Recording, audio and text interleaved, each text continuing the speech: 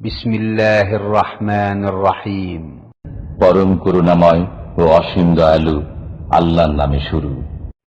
ومن أحسن قولا ممن دعا إلى الله وعمل صالحا وقال إنني من المسلمين।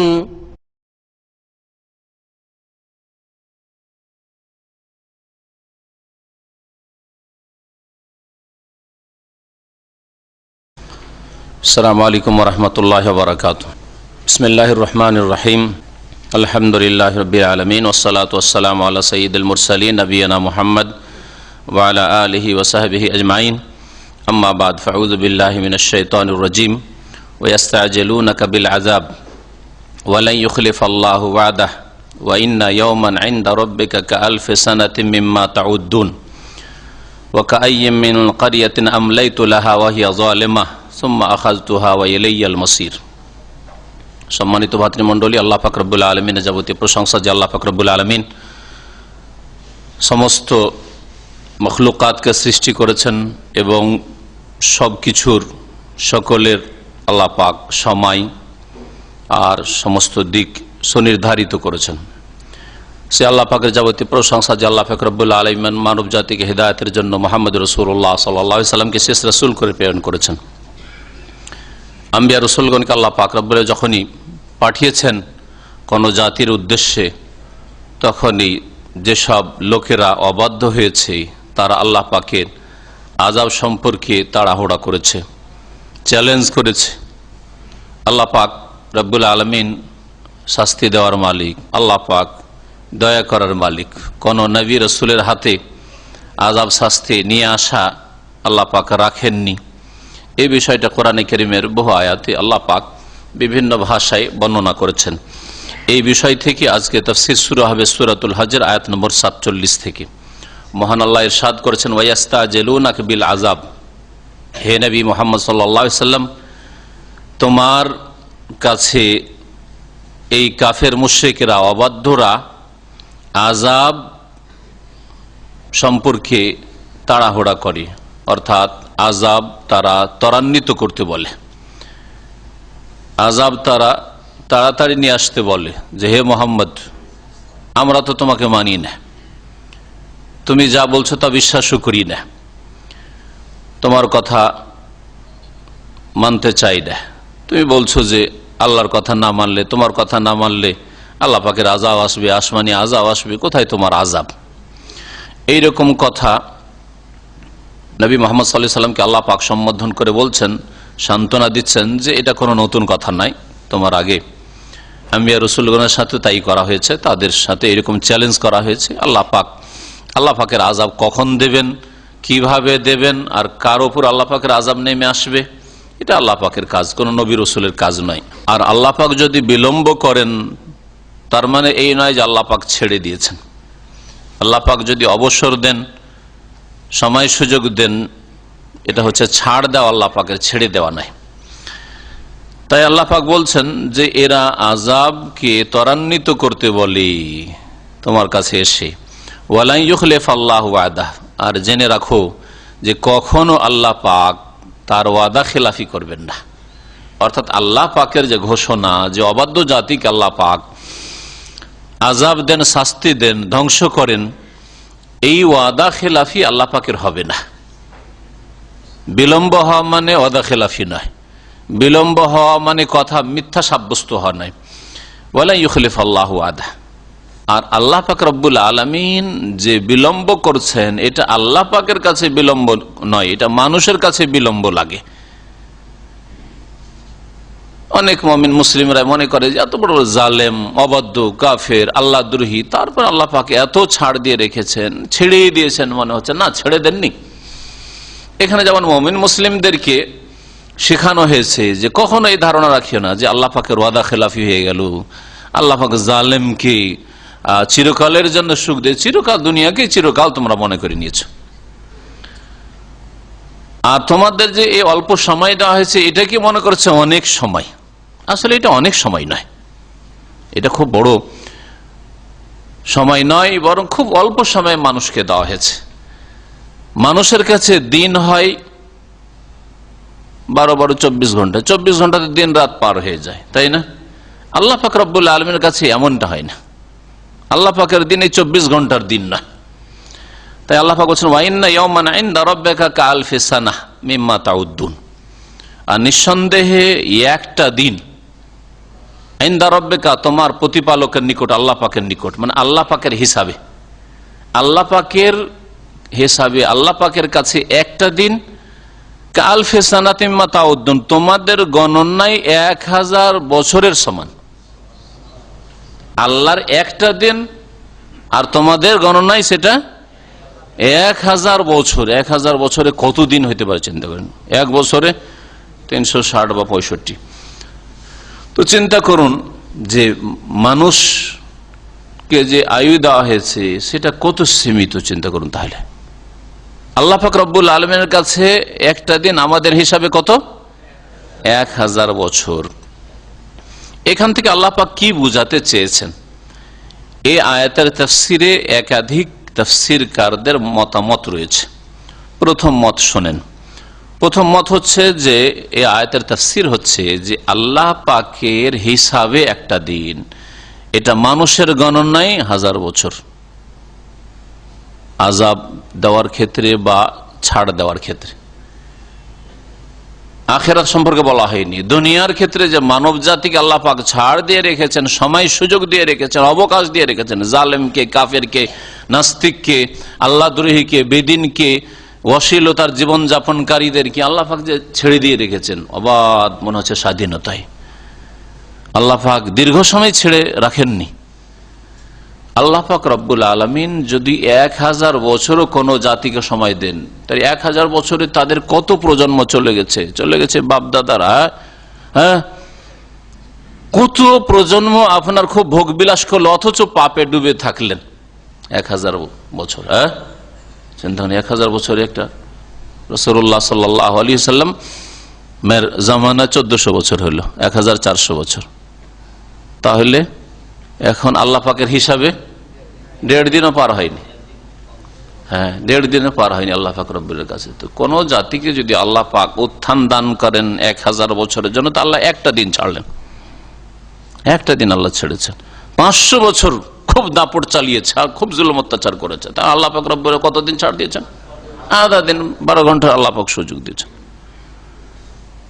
ওরকমই আসেন যদি 250 বছর দেন, তাহলে কয় ঘন্টা আল্লাহ ছাড় দিয়েছেন? 6 ঘন্টা ছাড় দিয়েছেন। 250 বছর, 100 বছর যদি হয়, তাহলে আল্লাহ পাকের হিসাবে আল্লাহ পাক মাত্র 3 ঘন্টার ছাড় দিয়েছেন। তাহলে আল্লাহ পাকের কাছে 1 ঘন্টা সমান কত হবে আমাদের? 1 ঘন্টা সমান। তাহলে একটা ঘন্টা আল্লাহ পাকের হিসাবে 1 ঘন্টা ছাড় দিলে কত বছর পেলেন? 40 বছর পেলেন। আপনার ভোগবিলাসের জীবন আর পাপের জীবন, মনে করছে সারা জীবন 40 বছর কেটে গেছে দাপটে, জুলম অত্যাচারে, শিরক কুফরিতে, অবাধ্যতায়, হ্যাঁ, অন্যায় অশ্লীলতায়। আল্লাহ পাক কতক্ষণ ছাড় দিয়েছেন? মাত্র 1 ঘন্টা ছাড় দিয়েছেন। দেখলেন, এটা হিসাবে এটা একটা তাফসীর যে আল্লাহ পাক যদি এরকম ছেড়েই দেন যে কিছু দিন ধরে 40 বছর, তো আল্লাহ পাক 1 ঘন্টা ছাড় দিয়েছেন। তাহলে চিন্তা করুন, যারা 5 বছর 10 বছরের জন্য গদিতে আসলো আর নেতৃত্ব পেল, অথবা ধন সম্পদ পেল আর খুব জুলুম অত্যাচার করলো, চুরি ডাকাতি করলো আর খুব সন্ত্রাস ছড়ালো, তাহলে কতদিন সময় পেয়েছে? 5 বছর 10 বছর। হ্যাঁ, আল্লাহ কয়েক মিনিট আল্লাহ পাক রব্বুল আলামিন হিসাবে চিন্তা করুন। তাহলে আল্লাহ পাকের ওয়াদা খেলাফি হয় না, আল্লাহ পাক সময় সুযোগ দেন, আল্লাহ ছেড়ে দেন না, এই কথা এখানে বর্ণনা করা হয়েছে। আর একটি তাফসীর, দ্বিতীয় তাফসীর শুনেন। ওয়া ইন্না ইয়াওমান ইনদা রাব্বিক, আর শুনে রাখো একটা দিন আল্লাহ পাক রব্বুল আলামিনের কুদরতে, হিসাবে বললাম না, এখন কুদরতে বললাম। আল্লাহ পাকের ক্ষমতায় একটা দিন কালফে সানাতি মিম্মা তাউদ্দুন, তোমাদের 1000 বছরের মতো। তোমাদের গণনায় যে 1000 বছর গণ, সেটা হচ্ছে আল্লাহ পাকের কুদরতে কেমন? একটা দিনের মতো।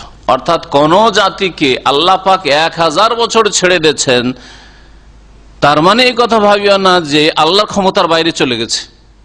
যেমন কোন সরকার যদি একটা খুনের আসামিকে, এটা সন্ত্রাসীকে যদি 10-20 বছর ধরে ছেড়ে দেয়, তো দেশের লোক বলে সরকার কি করছে রে, এত বড় বড় অপরাধীকে কোনো শাস্তি দিচ্ছে না, তাই না? আচ্ছা, তারপরে অনেক সময় শাস্তি দিতে চাইলো 5-10 বছর পর হাত ছাড়া হয়ে গেছে, আর ও আসামি ধরতে পারছে না। হইতে পারে না? পারে না। অথবা এইরকম হয় অনেক সময় আসামি অপরাধ করার পর 2-4-5 বছর, 10 বছর, 20 বছর কেটে গেলে ওই আসামিকে আর অপরাধী মনে করা হয় না। ওই আসামিকে যারা শাস্তি দেয় তাদেরকে অপরাধী মনে করা হয়। এটা মানুষের স্বভাব, জানেন কিনা? আমাদের এক প্রফেসর মধ্যে ইউনিভার্সিটির হাদিস বিভাগের বলছিলেন যে ভারত, বাংলাদেশ, পাকিস্তানে খুনি 10 বছরের পরে কি হয়ে যায়? সে নিষ্পাপ হয়ে যায়। 10 বছর পরে খুনিকে যদি 10 বছরের সাজা, জেল শোনানো হয়, তো দুনিয়ার লোক আহা করে, দেশবাসী, গ্রামবাসী, লোকটাকে 10 বছর জেল হয়ে গেল, হাইরে 10 বছর জেল হয়ে গেল, যেন কত বড় শাস্তি দিয়ে দিচ্ছে। আর একটা লোকের প্রাণ নাশ করেছে, খুন করেছে, কখনো ভুলে গেছে 10 বছর আগের ঘটনা, ভুলে গেছে। এখন যে 5 বছর 10 বছর সাজা শাস্তি হয়ে গেল জেলের, তাও আল্লাহর শাস্তি নয়, মানুষের তৈরি করা শাস্তি, তাতে আহা করা শুরু করে লোকেরা। তাহলে যেই লোকটা জালেম ছিল 10 বছর আগে, আজকে মানুষ কত পাপের সমাজে ডুবে আছে, অনইসলামিক সমাজ, ওই লোকটাকে আজকে কি মনে করা হচ্ছে? মজলুম মনে করা হচ্ছে। আরে জুলুম হয়ে গেল, 10 বছরে জেল হয়ে গেল, ঠিক না? এটা মানব রচিত বিধানের কুফসল। আর আল্লাহ প্রদত্ত বিধানের খুন করেছে 1 থেকে 2 মাসের মধ্যে, খুব বেশি হলে, আর নাহলে তার আগেই খুনের বদলে খুন, কুতিবা আলাইকুমুল কিসাস, কিসাসের বাস্তবায়ন হয়ে গেল। 1 মাস, 2 মাস, 6 মাস ধরে সবাই কিন্তু গরম হয়ে আছে সমাজ, যেই লোককে খুন করেছে, খুনের বদল খুন করা আছে, বলে আলহামদুলিল্লাহ ঠিক হয়েছে, বলবে না? কিন্তু এই ঘটনা 10 বছর 20 বছর কেস লড়তে আছে, চলতে আছে, ঘুষ দিতেই আছে, আর উকিল ধরতে আছে, করতে গিয়ে ওই জালেম দোষীটাই মজলুম বেচা নির্যাতিত হয়ে গেল, নাকি নিপীড়িত হয়ে গেল। লা হাওলা ওয়ালা কুওয়াতা ইল্লা বিল্লাহ। আল্লাহ পাক রব্বুল আলামিনের কুদরতে, ক্ষমতায় 1 দিন আর 1000 বছর 10,000 বছর সমান। অর্থাৎ আল্লাহ পাক যদি কোন জাতিকে, কোন সম্প্রদায়কে 1000 বছরও ছেড়ে দেন, ওইটা আল্লাহ পাকের কাছে ক্ষমতার দিক থেকে কেমন? তোমাদের 1000 বছর আল্লাহর কাছে একদিনের মতো, একদিনের মতো। অর্থাৎ আল্লাহ পাক রব্বুল আলামিন ক্ষমতার বাইরে যেতে পারবেন না। এটা নয় যে 1000 বছর হয়ে গেছে এই জাতির, আর কি ধরবেন আল্লাহ, আর কি শাস্তি দেবেন, ধরতে পারবেন, এমন নয়। আল্লাহ পাকের পাকড়াওয়ার বাইরে কোন জাতি যেতে পারবে না, যদিও বিলম্ব হয়। আর মানুষকে আয়ুই তো দেওয়া হয়েছে 60-70 বছর, 100 বছর, তার বেশি তো আজকাল আয়ুই দেওয়া হয়নি, তাই না? তৃতীয় তাফসীর হচ্ছে এই আয়াতের যে এটা আখিরাত সম্পর্কে বলা হয়েছে, কিয়ামতের দিন সম্পর্কে, ইয়াউমুল কিয়ামাহ। কিয়ামতের দিবসে মানুষের বিভিন্ন অবস্থা হবে ঈমান আমলের অনুযায়ী, যেমন যার ঈমান আমল থাকবে। কিয়ামতের ভয়াবহতা এমন হবে যে পাপীদের জন্য কিয়ামতের দিনটা এক রকমের পাপী হবে, যাদের জন্য এটা 50,000 বছরের মতো হবে। ফি ইয়াউমিন কানা মিকদারু 50 আলফা সানা, 50,000 বছরের মতো হবে। আবার কিছু অপরাধী পাপী হবে যাদের জন্য ওই একটা দিন, কিয়ামতের দিনটা, বিচার দিবসটা কেমন হবে?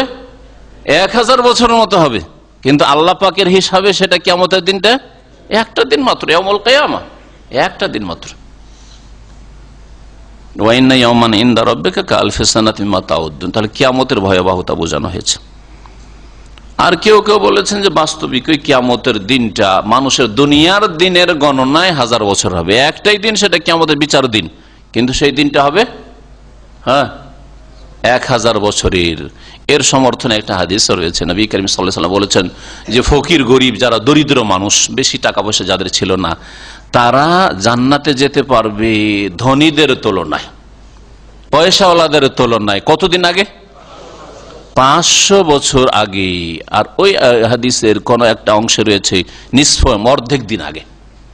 অর্থাৎ সকালবেলা বিচার শুরু হবে, দুপুরেই চলে যাবে ফকির গরিবরা, সকালবেলা বিচার শেষ ওদের। ওই কিয়ামতের দিনে দুপুরের আগে আগে জান্নাতে চলে যাবে।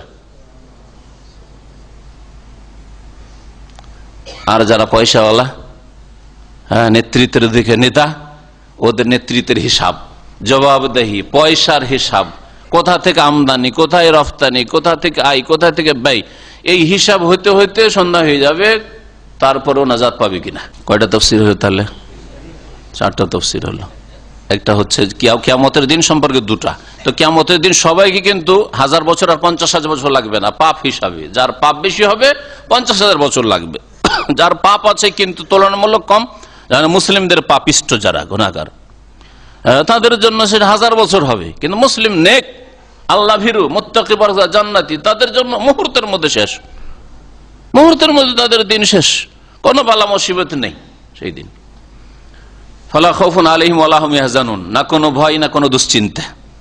আল্লাযীনা আমানু ওয়া কানু ইয়াত্তাকুন, যারা মুমিন, সত্যিকার শিরক মুক্ত মুমিন, আর ইয়াত্তাকুন আল্লাহ ভীরু, পাপ মুক্ত মুমিন, পাপ থেকে গুনাহ থেকে বেঁচে থেকেছে। আল্লাহ পাক তারপরে বলছেন ওয়া কাইয়্যিম মিন কারিয়াহ, বহু জনপদ ছিল, বহু দেশ, বহু সমাজ ছিল।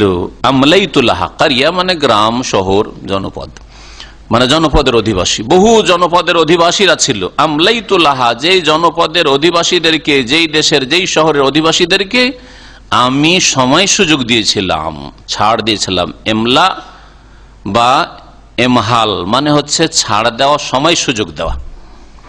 এখানে আমলাইতু আল্লাহ বলেছেন, আর কোন জায়গায় মাহাল বলা হয়েছে। ফামা হেলিল কাফিরিন, হে নবী তুমি সময় সুযোগ দাও, ছেড়ে দাও, ছাড় দাও, এখানে ছাড় দাও। ফামা হিল কাফির, আমি হিল্লুমুর ওয়াইদা, কিছুদিনের জন্য। তো আল্লাহ পাক সময় সুযোগ দেন, ছাড় দেন, ছেড়ে দেন না। আমলাই তো আল্লাহ বলছেন, কোন জায়গায় আল্লাহ বলেন যে আহমাল তো ছেড়েই দিলাম তাদেরকে, ধরবই না আর কখন, হয় না। সুম্মা আখাযতুহা, কখন আল্লাহ পাক রব্বুল আলামিন ছাড় দেন, ওয়াহিয়া জালেমা, অথচ জুলম করছে, অথচ জুলমে লিপ্ত রয়েছে, শিরকে লিপ্ত রয়েছে, আল্লাহর হকের ক্ষেত্রে জুলম করলো, বিদআতে লিপ্ত রয়েছে, রাসূলের হকের ক্ষেত্রে জুলম করলো। তারপর আল্লাহ পাক ছাড় দেন, সময় সুযোগ দেন। বেনামাজি আল্লাহর হক নষ্ট করলো, ফরজ ওয়াজিব ছাড়ো আল্লাহ পাকের হক নষ্ট করলো, মানুষের হক নষ্ট করলো, বেঈমানি, আত্মসাৎ করলো, খেয়ানত করলো। ওয়াহিয়া জালেমা, ওই জনপদের লোকেরা জালেম হওয়া সত্ত্বেও, মানে পাপিষ্ট হওয়া সত্ত্বেও তাদেরকে আমি কি করি, সময় সুযোগ দিই। সুম্মা আখাযতুহা, কিন্তু চিরকালের জন্য ছেড়ে দিই না, অতঃপর আমি তাদেরকে পকড়াও করি, তাদেরকে পকড়াও করি। আল্লাহ পাক রব্বুল পকড়াও করেন। আর আল্লাহ পাক রব্বুল আলামিন কেন পকড়াও করবেন না? কারণ তার কাছে তো ফিরে যেতে হবে, যাবি কোথায়? তাই বলছেন ওয়া ইলাইয়াল মাসির, আমার কাছেই প্রত্যাবর্তন স্থল, আমার কাছে ফিরে আসতে হবে। কাইফা তাকফুরুনা বিল্লাহ, আল্লাহ বলছেন কেমন করে আল্লাহকে অস্বীকার করো, আল্লাহর সাথে কুফরি করো, হ্যাঁ, আল্লাহর অবাধ্য হও। কুনতুম আমওয়াতান ফাআহইয়াকুম সুম্মা ইউমীতুকুম সুম্মা ইহয়িকুম সুম্মা ইলাইহি তুরজাউন, তারপরে তার কাছে ফিরে আসতে হবে। কত স্তর পার হয়ে আসলে কিছুই ছিল না। কুনতুম আমওয়াতান, তোমরা মৃত মানে নিশ্চিহ্ন ছিল, কিছুই ছিল না, জিরো। আর তারপরে হইলে হিরো। ফাআহইয়াকুম, আল্লাহ পাক হায়াত দান করে, দুনিয়া দান করে, তখন জিরো থেকে হিরো হয়ে গেলে। তারপরে সুম্মা ইউমীতুকুম, আবার জিরোতে নামিয়ে দেবেন আল্লাহ পাক রব্বুল আলামিন। সুম্মা ইহয়িকুম, তারপর আল্লাহ পাক রব্বুল আলামিন আবার কবর থেকে জীবিত করে উঠাবেন। হ্যাঁ, এইখানে কে হিরো? ওখানে ঈমান আমল যাদের রয়েছে, সৎকর্মশীল, তারাই সেখানে হিরো হইতে পারবে। সুম্মা ইলাইহি তুরজাউন, তার কাছে ফিরে আসতে হবে কবর থেকে উঠেই। সুতরাং সেই জীবন সম্পর্কে, আখিরাত সম্পর্কে চিন্তাশীল হইতে হবে। আল্লাহ পাক আমাদের জন্য তার তৌফিক দান করেন, সেই রকম ঈমান আকীদা আমাদের দান করেন। মহান আল্লাহ তারপর ইরশাদ করে, কুল হে নবী বলো, ইয়া আইয়ুহান নাস, যখন নবী করিম সাল্লাল্লাহু আলাইহি সাল্লামের কাছে লোকেরা, কাফেররা আযাবের জন্য জলদিবাজি করত, তাড়াহুড়া করত, চ্যালেঞ্জ করত, আল্লাহ পাক নবী সাল্লাল্লাহু আলাইহি সাল্লামকে বললেন যে তুমি মানুষকে জানিয়ে দাও যে আমার যেটা ডিউটি আমি করি, আল্লাহ পাকের কাজ আল্লাহ পাক করবেন। কুল হে নবী বলে দাও মানুষকে, আইয়ুহান নাস, হে মানব সকল, ইন্নামা আনা লাকুম নাযীরুম মুবিন, নিঃসন্দেহে আমি হচ্ছি একমাত্র একজন স্পষ্ট সতর্ককারী, স্পষ্ট রূপে সতর্ককারী। আমি শুধু সতর্ক সাবধান করার জন্য এসেছি, মন্দ পথ থেকে, জাহান্নামের রাস্তা থেকে, আল্লাহ পাকের আযাব গজব দুনিয়া আখিরাতে কোন রাস্তায় রয়েছে, এই রাস্তা থেকে সতর্ক করার জন্য। ওই রাস্তা বাদ দাও, সোজা রাস্তায় আসো, যাতে দুনিয়া আখিরাতে শান্তি পাও। এটা হচ্ছে আমার মিশন, আমার কাজ। ফাল্লাযীনা আমানু ওয়া আমিলুস সালিহাত, আর নবী করিম সাল্লাল্লাহু আলাইহি সাল্লামের নযীর ও মুবিন হয়ে সুস্পষ্ট সতর্ককারী হয়ে আসার পরে মানুষ দুই ভাগে বিভক্ত হয়েছে, যেমন আম্বিয়া রসুলগণের জামানায় যুগে যুগে হয়েছে, সৎ আর অসৎ, হ্যাঁ, মুমিন আর কাফের।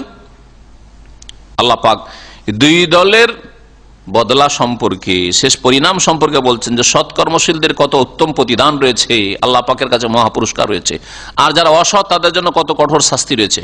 মহান একটি আয়াতে এই দুই জাতির কথা, মানব জাতিকে যে ঈমান আকীদার ভিত্তিতে, কর্মের ভিত্তিতে আল্লাহ পাক দুই জাতিতে ভাগ করেছেন, মুমিন আর কাফের, বিশ্বাসী অবিশ্বাসীতে, মুওয়াহিদ একত্ব প্রতিষ্ঠাকারী আর মুশরিকে মুসলিম আত্মসমর্পণকারী আর অবজ্ঞাকারী অস্বীকারীতে। আল্লাহ পাক রব্বুল আলামিন বলছেন যে শোনো, ফাল্লাযীনা আমানু ওয়া আমিলুস সালিহাত, সুতরাং যারা বিশ্বাস স্থাপন করবে, আল্লাহ যা বিশ্বাস করতে বলেছেন তা বিশ্বাস করে, আল্লাহ পাক বলেননি, তার রাসূল বলেন, উদ্ভট কথা বিশ্বাস করে না। ধর্মের নামে মুসলিম সমাজের বিদাতীরা বহু উদ্ভট কথা, আজব কথা বিশ্বাস করে, কোরআন হাদিসের কথা বিশ্বাস করার তৌফিক হয় না, সেদিকে মনোযোগী হয় না, কিন্তু মুরব্বীরা বলেছে বিশ্বাস করে, সমাজে ছড়িয়ে আছে ওই সব কথা বিশ্বাস করে। কত যে এই শিরকি আকীদা, কত যে বিদাতি আকীদা, কত যে টোটকা ফটকা, কত যে কুসংস্কার রয়েছে, এইসব ভ্রান্ত কথা বিশ্বাস করে। বিশ্বাস করে যে তাদের ওলিয়া উলিয়া গৌস কুতুব আছে, ভ্রান্ত বিশ্বাস। আর গৌস কুতুব সবকিছুর রক্ষাকারী, তারাই ধরে আছে, তারাই রক্ষা করে। বিশ্বাস করে যে জিলানির নাম বিনা উজুতে নেওয়া যাবে না, হ্যাঁ, আর বিনা উজুতে নিলে কয়টা চুল পড়বে? আড়াইটা চুল পড়বে। রসুলের নাম বিনা উজুতে নিলে কি হুকুম এটা জানে না মুসলিমরা, হ্যাঁ, উজু লাগে না লাগে না ওই সব নিয়ে কোনো মাথা ব্যথা নেই। আল্লাহর নাম যে জিকির, সুবহানাল্লাহ, আলহামদুলিল্লাহ, আল্লাহু আকবার, লা ইলাহা ইল্লাল্লাহ, লা হাওলা ওয়ালা কুওয়াতা ইল্লা বিল্লাহ, সুবহানাল্লাহি ওয়া বিহামদিহি, সুবহানাল আযীম, এই তাসবিহ পড়ার জন্য কি উজু লাগবে? যে আল্লাহ পাকের জিকির, আজকে আল্লাহর নাম নেওয়ার জন্য তো উজু লাগলো না, আর বিনা উজুতে যদি তাদের রবের নাম যদি নেওয়া যায়, এ মুশরিকদের রবের নাম নেওয়া যায়, তাহলে সর্বনাশ হয়ে যাবে, আড়াইটা চুল পড়ে যাবে। ভ্রান্ত বিশ্বাস। সূর্যগ্রহণ লাগলে, চন্দ্রগ্রহণ লাগলে কি করতে হবে মহিলাদেরকে? পেটে বাচ্চা থাকলে কি করতে হবে? কোনো কিছু তরি তরকারি কাটা যাবে কিনা? আউযুবিল্লাহ। হ্যাঁ, বাচ্চা হলে বাইরে বেরোলে খালি হাতে বেরোয়া যাবে না। হ্যাঁ, রাতে কোনো জিনিস কাউকে ধার দেওয়া যাবে না, রাতে বাড়ি থেকে কোনো কিছু বের করতে দেওয়া যাবে না। শিরকি, কুফরি, ভ্রান্ত বিশ্বাস রাখে, উদ্ভট বিশ্বাস রাখে। মা আনজালাল্লাহু বিহি মিন সুলতান, আল্লাহ পাক যা নাযিল করেন তাতেই বিশ্বাসী জাতিতে মুসলিম। আর আল্লাহর তৌহিদ, আল্লাহ পাকের কুদরত, আল্লাহ পাকের 99টি নাম এবং সেগুলির ব্যাখ্যা বিশ্লেষণ, সেগুলি সম্পর্কে কোনো পরোয়া নেই। আল্লাহ সরিউল হিসাব, শদীদুল ইকাব, হ্যাঁ, আজিজুল ইন্তিকাম, কোথায় বিশ্বাস এগুলির উপর? আল্লাহ পাক রব্বুল আলামিন কদির, সামি, বসির, আল্লাহর ক্ষমতার বাইরে যেতে পারে, দৃষ্টির বাইরে যেতে পারেন না, শ্রবণ শক্তির বাইরে যেতে পারেন না, কোথায় এগুলির প্রতি বিশ্বাস? হ্যাঁ, আখেরাত, পরকাল, জান্নাত জাহান্নাম, কবরের জীবন, আখেরাত টার্গেট, কোথায় বিশ্বাস? যারা ঈমানদার, আল্লাহ যা বিশ্বাস করতে বলেছেন তাই বিশ্বাস করি, ও আমিলুস সালিহাত, এবং বিশ্বাসের দাবিদার শুদ্ধ নয়, বরং তারা নেক কাজগুলি করে প্রমাণ করে দেয় যে আমরা বিশ্বাসী অবিশ্বাসী নই, আমরা মুমিন মুসলিম কাফের মুশরিক নই। লাহুম মাগফিরাহ, তাদের জন্য মার্জনার ঘোষণা রয়েছে আল্লাহর পক্ষ থেকে, মাফ করে দেবেন আল্লাহ পাক রব্বুল আলামিন। ঈমান আর নেক আমল থাকলেই ভুল ভ্রান্তি আল্লাহ মাফ করে দেবেন। আর নেক আমল দুই রকম, ইতিবাচক, মানে আল্লাহ যা করতে বলেছেন করতে হবে, হ্যাঁ, আর যা নিষেধ করেছেন তা থেকে বাঁচতে হবে, এটাও নেক আমল। আপনার কুকাজে লিপ্ত না হওয়া, গুনাহ থেকে বেঁচে থাকা, হারাম না খাওয়া, এটাও ইবাদত, মনে রাখবেন। এগুলো হচ্ছে সলিহাত। তাদের জন্য মাগফিরাত রয়েছে, ওয়া রিজকুন কারীম, আর তাদের জন্য সম্মানজনক উপজীবিকা রয়েছে, তাদের জন্য ইজ্জতপূর্ণ রিজিক রয়েছে, ইজ্জতের সাথে রিজিক। আরে বেজ্জতির সাথে রিজিক অনেকে পায়, গোলামি করে কারো, আর খুব ভালো ভালো খেতে পায়, কি সম্মানের রিজিক? আল্লাহ শুধু রিজক এই জন্য বলেননি, রিজকুন কারীম, সম্মানজনক জীবিকার ব্যবস্থা রয়েছে, রিজিকের ব্যবস্থা রয়েছে। অনেক তাবেঈরা এই রিজকুন কারীমের তাফসীর শুধু জান্নাত করেছেন। নিঃসন্দেহে জান্নাত সবচেয়ে বড় রিজকুন কারীম, সবচেয়ে বড় সম্মানজনক জীবিকা হচ্ছে, রিজিক হচ্ছে জান্নাত, আর এটাই হচ্ছে মুমিনের টার্গেট। কিন্তু মুমিন সৎকর্মশীলকে আল্লাহ পাক সম্মানজনক রিজিক কবরের জীবনেও দেবেন আর দুনিয়াতেও দেবেন। চিন্তা করুন, একটা লোক চুরি করে খায়, হারাম পথে আয় উপার্জন করে, তার সমাজে কোন মান ইজ্জত আছে? যে বেঈমানি করে, যে আত্মসাৎ করে, বিভিন্নভাবে অবৈধভাবে যে রুজি রোজগার করে, তাকে কে শ্রদ্ধা সম্মান করে? যাদের চুরি ডাকাতিও করেন না তারাও ঘৃণা করে, না না আমাদের ক্ষতি করেন, এরা আমাদের গ্রামের চোর বা হারাম খায়, কিন্তু আমাদের সাথে কোনো খারাপ আচরণ করে, তারপরও ঘৃণা করে না? তাহলে সম্মানজনক রিজিক পায় সমাজে? সম্মানের রিজিক পায় না, অন্তর থেকে কেউ শ্রদ্ধা সম্মান করে না। কিন্তু যারা হালাল রিজিক খায়, মুমিন মুসলিম ধার্মিক আল্লাহ ভীরু, কারো জীবনে ক্ষয়ক্ষতি করে না আর হালাল পথে জীবন যাপন করে, তাদের মান ইজ্জত রয়েছে, তাদের সম্পর্কে মানুষের অন্তরে শ্রদ্ধা সম্মান রয়েছে। হারাম ব্যবসা করে, আপনার ক্ষতি করে না, হারাম ব্যবসা করে, আন্তর্জাতিক ব্যবসা, বিদেশের সাথে আপনার সাথে না, তারপর ঘৃণা করে, তাই না? তাহলে কোথায় সম্মানের রিজিক পাচ্ছে? বহু পয়সা পেয়েও কোনো সম্মানের রিজিক পায় না। তো দুনিয়াতেও মুমিন মুসলিম সম্মানজনক রিজিক পায়। আল্লাহ পাক এর জন্য খাস করেননি শুধু আখিরাতের সাথে, মুমিন সৎকর্মশীলদের জন্য আল্লাহ পাকের পক্ষ থেকে মার্জনার ঘোষণা রয়েছে আর সম্মানজনক রিজিক রয়েছে।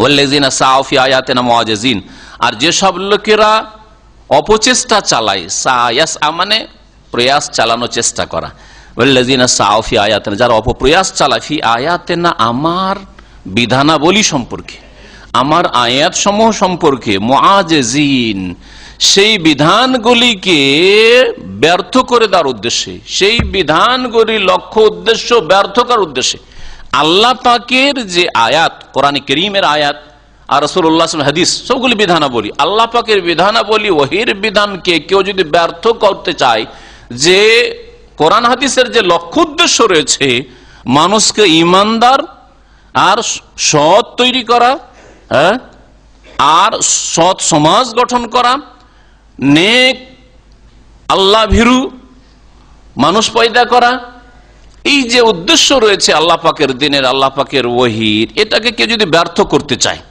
শিরক দিয়ে, নাস্তিকতা দিয়ে, পাপ দিয়ে, অশ্লীলতা ছড়িয়ে দিয়ে, প্রচার মাধ্যমগুলিতে পাপ আর অশ্লীলতা নোংরামি ছড়িয়ে দিয়ে, নগ্ন সভ্যতা, পাশ্চাত্য সভ্যতা দেশে নিয়ে এসে, মুসলিম সমাজে নিয়ে এসে দেশকে যদি কি করতে চায়, দেশকে, সমাজকে, পরিবারকে ধ্বংস করতে চায়, এটা হচ্ছে তাদের অপচেষ্টা আল্লাহর বিধানকে ব্যর্থ করার, আল্লাহর বিধানের লক্ষ্য উদ্দেশ্য ব্যর্থ করার। তাহলে চিন্তা করুন, যারা দাওয়ার কাজে, দাওয়া ইলাল্লাহ, দিন ইসলামের দাওয়াতের কাজ হচ্ছে, তৌহিদের দাওয়াত হচ্ছে, সুন্নতের দাওয়াত হচ্ছে, ইসলাম সংশোধনের দাওয়াত হচ্ছে, মানুষের আকীদার সংশোধন হচ্ছে, ইবাদতের সংশোধন হচ্ছে, আখলাক চরিত্রের সংশোধন হচ্ছে, অর্থনীতির সংশোধন হচ্ছে, ব্যবসা বাণিজ্যের সংশোধন হচ্ছে, পরিবার সমাজ দেশের সংশোধন হচ্ছে, পথভ্রষ্ট গোমরাহদেরকে সঠিক রাস্তায় নেওয়া হচ্ছে, চোর ডাকাতকে আল্লাহ ভীরু বানানো হচ্ছে, এ হচ্ছে দিনের দাওয়াতের কাজ, এ হচ্ছে আমর বিল মারুফ নাহি আনিল মুনকার, ভালো কাজের উপদেশ দেওয়া, অন্যায় কাজে বাধা দেওয়া, এইটা হচ্ছে ওহীর কাজ, আল্লাহ পাকের বিধানের কাজ। এটাকে ব্যর্থ করার জন্য কেউ যদি অপপ্রয়াস চালায়, আল্লাহ পাক তাদের জন্য কঠোর শাস্তি রেখেছেন। এক কথায়, সহজ ভাষায়, দিন ইসলামের কাজে কেউ যদি বাধা সৃষ্টি করে, দাওয়া ইলাল্লাহর কাজে যদি করে, তাওহীদ সুন্নতের রাস্তায় কেউ যদি ইট পাটকেল ছুড়ে বাধা সৃষ্টি করে, উলাইকা আসহাবুল জাহিম, এরা হচ্ছে জাহান্নামের অধিবাসী। কত কঠোর শাস্তির কথা আল্লাহ পাক বলেছেন। হকের পথে যারা বাধা সৃষ্টি করবে তারা জাহান্নামী, আল্লাহ পাক বলছেন আসহাবুল জাহিম। তারপর আল্লাহ পাক রব্বুল আলামিন এই আয়াতটি যে একটি লম্বা আয়াত, তাতে আর একটি বিষয় উল্লেখ করেছেন, তা যে কোনো রসুলকে আল্লাহ পাক প্রেরণ করলে সেই রসুলের উপর যখন ওহী হয়, ওহীর একটা লক্ষ্য উদ্দেশ্য আছে, যে কথাটা একটু আগে আলোচনা হইল, মানুষের ইসলাহ করা, সংশোধন করা, মানুষকে মানুষের মতো করে তৈরি করা, মানুষ যাতে করে পশু চরিত্রের না হয়ে যায়, রূপ চেহারাটা মানুষের কিন্তু তাদের আখলাক আমল চলাফেরা পশুর মতো, হিংস্র পশুর মতো, একজন আরেকজনকে খেয়ে নিতে চায়, আল্লাহর হক নষ্ট করে, মানুষের হক নষ্ট করে, বেপরোয়া চলাফেরা করে, পশুর মতো যৌন চাহিদা পূরণ করে না, এটা হতে দিতে চাই না ওহী, কোরআনে কারীম, দিন ইসলাম, এটা হতে দিতে চাই না। শয়তান এই ওহীর বিপরীত কাজ করে। জিন শয়তান, ইবলিস শয়তান, ইবলিস শয়তানের অনুসারী যারা, মানুষ শয়তান, জিন শয়তান, তারা কিন্তু এর বিপরীত কাজ করে। আল্লাহ পাক রব্বুল আলামিন যখনই নবী রাসূলের উপর কোনো কিছু নাজিল করেন, তখন নবী রাসূলের একটা আকাঙ্ক্ষা থাকে যে আমার উপরে যে ওহী হয়েছে এই ওহীর মাধ্যমে সংশোধন হোক। এটা হচ্ছে আকাঙ্ক্ষা। আল্লাহ পাকও চান, আল্লাহ পাকের রাসূলগণ এটাই চান, সৎ বান্দারা এটাই চায় যে সমাজের সংস্কার হোক। এতে সংশয়, সন্দেহ, শিরক, কুফরি এইসব নিক্ষেপ করে শয়তানে। জিন শয়তান মানুষের অন্তরে কুমন্ত্রণা দেয়, ওয়াসওয়াসা, সংশয় পয়দা করে, শিরক কুফরির দিকে, নাস্তিকতার দিকে নিয়ে যায়, আর গুমরাহির দিকে নিয়ে যায়, পাপের দিকে নিয়ে যায়। এইরকম অন্তরে আর এক রকমের ব্যাধি রয়েছে, কুপ্রবৃত্তির ব্যাধি রয়েছে, পাপের রাস্তার দিকে নিয়ে যায় শয়তানে। আল্লাহ পাক রব্বুল আলামিন তার দিনকে সুপ্রতিষ্ঠিত করেন, আর আম্বিয়া রাসূলগণ আশা আকাঙ্ক্ষা পূরণ করেন, আর শয়তান যা কিছু নিক্ষেপ করার চেষ্টা করে তাকে আল্লাহ পাক রব্বুল আলামিন ধ্বংস করেন। এই বিষয়টি আল্লাহ পাক উল্লেখ করেছেন। আর তরজমা করি, তারপরে এই আয়াতের আরেকটি তাফসীর হইতে পারে, সেটা বর্ণনা করব। মহান আল্লাহ ইরশাদ করেছেন, ওয়া মা আরসালনা মিন ক্বাবলিকা মির রাসূল, হে নবী মুহাম্মদ সাল্লাল্লাহু আলাইহি ওয়াসাল্লাম, তোমার পূর্বে যে কোন রাসূল আমি পাঠিয়েছি, ওয়ালা নবী, অথবা নবী পাঠিয়েছি, ইল্লা ইযা তামান্না, সেই নবী যখনই কোনো আকাঙ্ক্ষা করেছে। তামান্না মানে হচ্ছে আকাঙ্ক্ষা করা, আর এই তামান্না থেকে উমনিয়া, তারপরের অংশটুকু আলকা শাইতানু ফি উমনিয়াতিহি, তখন শয়তান নিক্ষেপ করে তার আশা আকাঙ্ক্ষায়। নবী রাসূলের যে আশা আকাঙ্ক্ষা ছিল যে মানুষের সংশয় দূর হোক, শিরক দূর হোক, কুফরি দূর হোক, পাপ দূর হোক মানুষ সমাজ থেকে, এই যে আশা আকাঙ্ক্ষা, মানুষ সত্যের সন্ধান করুক এবং সত্য পথে প্রতিষ্ঠিত হোক, এতে শয়তান নিক্ষেপ করে তার পক্ষ থেকে যে বাতিল জিনিস, সংশয়, সন্দেহ ইত্যাদি, আর পাপের কুমন্ত্রণা, ওয়াসওয়াসা এসব নিক্ষেপ করে। তাহলে ওমনিয়া বা তামান্না মানে আশা আকাঙ্ক্ষা করে, একটি তাফসীর। আর একটি তাফসীর পরে বল, ফায়ানসাখুল্লাহু মা ইউলকিশ শাইতান, তখন আল্লাহ পাক রব্বুল আলামিন রহিত করে দেন, নষ্ট করে দেন, রহিত করে দেন। নাসাখ ইয়ানসাখ মানে রহিত করে দেওয়া। মা ইউলকিশ শাইতান, যা শয়তান নিক্ষেপ করে, যা শয়তান নিক্ষেপ করে তাকে আল্লাহ পাক রব্বুল আলামিন রহিত করে দেন। সুম্মা ইউহকিমুল্লাহু আয়াতি, অতঃপর আল্লাহ পাক তার আয়াত সমূহকে সুপ্রতিষ্ঠিত করেন। আল্লাহ পাকের যে বিধান রয়েছে সেই বিধানের বাস্তবায়ন করতে চান আল্লাহ পাক, সেই বিধানকে আল্লাহ পাক শক্তিশালী করতে চান, সেই বিধান অনুসারীদেরকে আল্লাহ পাক শক্তিশালী করতে চান। আল্লাহ পাক তাকে সুপ্রতিষ্ঠিত করেন, মুমিনদেরকে, আর আম্বিয়া রাসূলকে আল্লাহ পাক শক্তিশালী করেন। যেমন মক্কার জীবনে রাসূলুল্লাহ সাল্লাল্লাহু আলাইহি ওয়াসাল্লাম কত দুর্বল ছিলেন প্রথম যুগে, চিন্তা করুন। প্রকাশ্যে দাওয়াত দেওয়া যাচ্ছে না, প্রকাশ্যে নামাজ পড়া যাচ্ছে না, প্রকাশ্যে আল্লাহর দিকে ডাকা যাচ্ছে না, কিন্তু সেখান থেকে হিজরত করার পরে কিভাবে এই কয়েক বছরের মধ্যে এমন একটা বিপ্লব আসলো, পরিবর্তন আসলো, যা মানুষ কল্পনা করতে পারেন। যে 23 বছরের জীবনের 13 বছর তো মক্কাতে কেটে গেল, হ্যাঁ, দুর্বল অবস্থায়। মাত্র 10 বছর মধ্যে, 10 বছর মানে 8 বছর, মক্কা বিজয় হইতে মাত্র 8 বছরের মধ্যে এত বড় বিশাল বিপ্লব। কোথায় যে কাফেরদের দাপট কোথায় গেল, নিশ্চিহ্ন হয়ে গেল। আর মক্কায় কোনো কাফের খুঁজে পাওয়া যাচ্ছে? আবু লাহাব আর আবু জাহালের বংশধর খুঁজে পাওয়া যাচ্ছে, তাদের ভক্তরা আছে। আল্লাহ পাক ওইভাবে দিনের বিধি বিধানকে সুপ্রতিষ্ঠিত করেন। আল্লাহু আলিমুন হাকিম, আল্লাহ পাক সর্বজ্ঞ, সবকিছু জানেন এবং তিনি প্রজ্ঞাবান। আর দ্বিতীয় তাফসীর হচ্ছে উমনিয়া মানে হচ্ছে তেলাওয়াহ। অনেক তাফসীরকাররা তাবেঈনদের জামানা থেকে তাফসীর করেছেন যে উমনিয়া মানে হচ্ছে তেলাওয়াত। তাহলে কি হবে এই তাফসীর যে আল্লাহ পাক যখনই কোনো নবী রাসূল পাঠান তখন নবী রাসূল কি ইল্লা ইযা তামান্না তেলাওয়াত করেন। নবী রাসূলগণের উপর যা নাযিল হয় তা পাঠ করে শোনা, আবৃত্তি করে শোনান। তাওরাত নাযিল হল, মুসা আলাইহিস সালাম তেলাওয়াত করে পাঠ করে শুনিয়েছেন, জবুর দাউদ আলাইহিস সালাম পাঠ করে শুনিয়েছেন, ইনজিল ঈসা আলাইহিস সালাম পাঠ করে শুনে, মুহাম্মদ রাসূলুল্লাহ সাল্লাল্লাহু আলাইহি সাল্লাম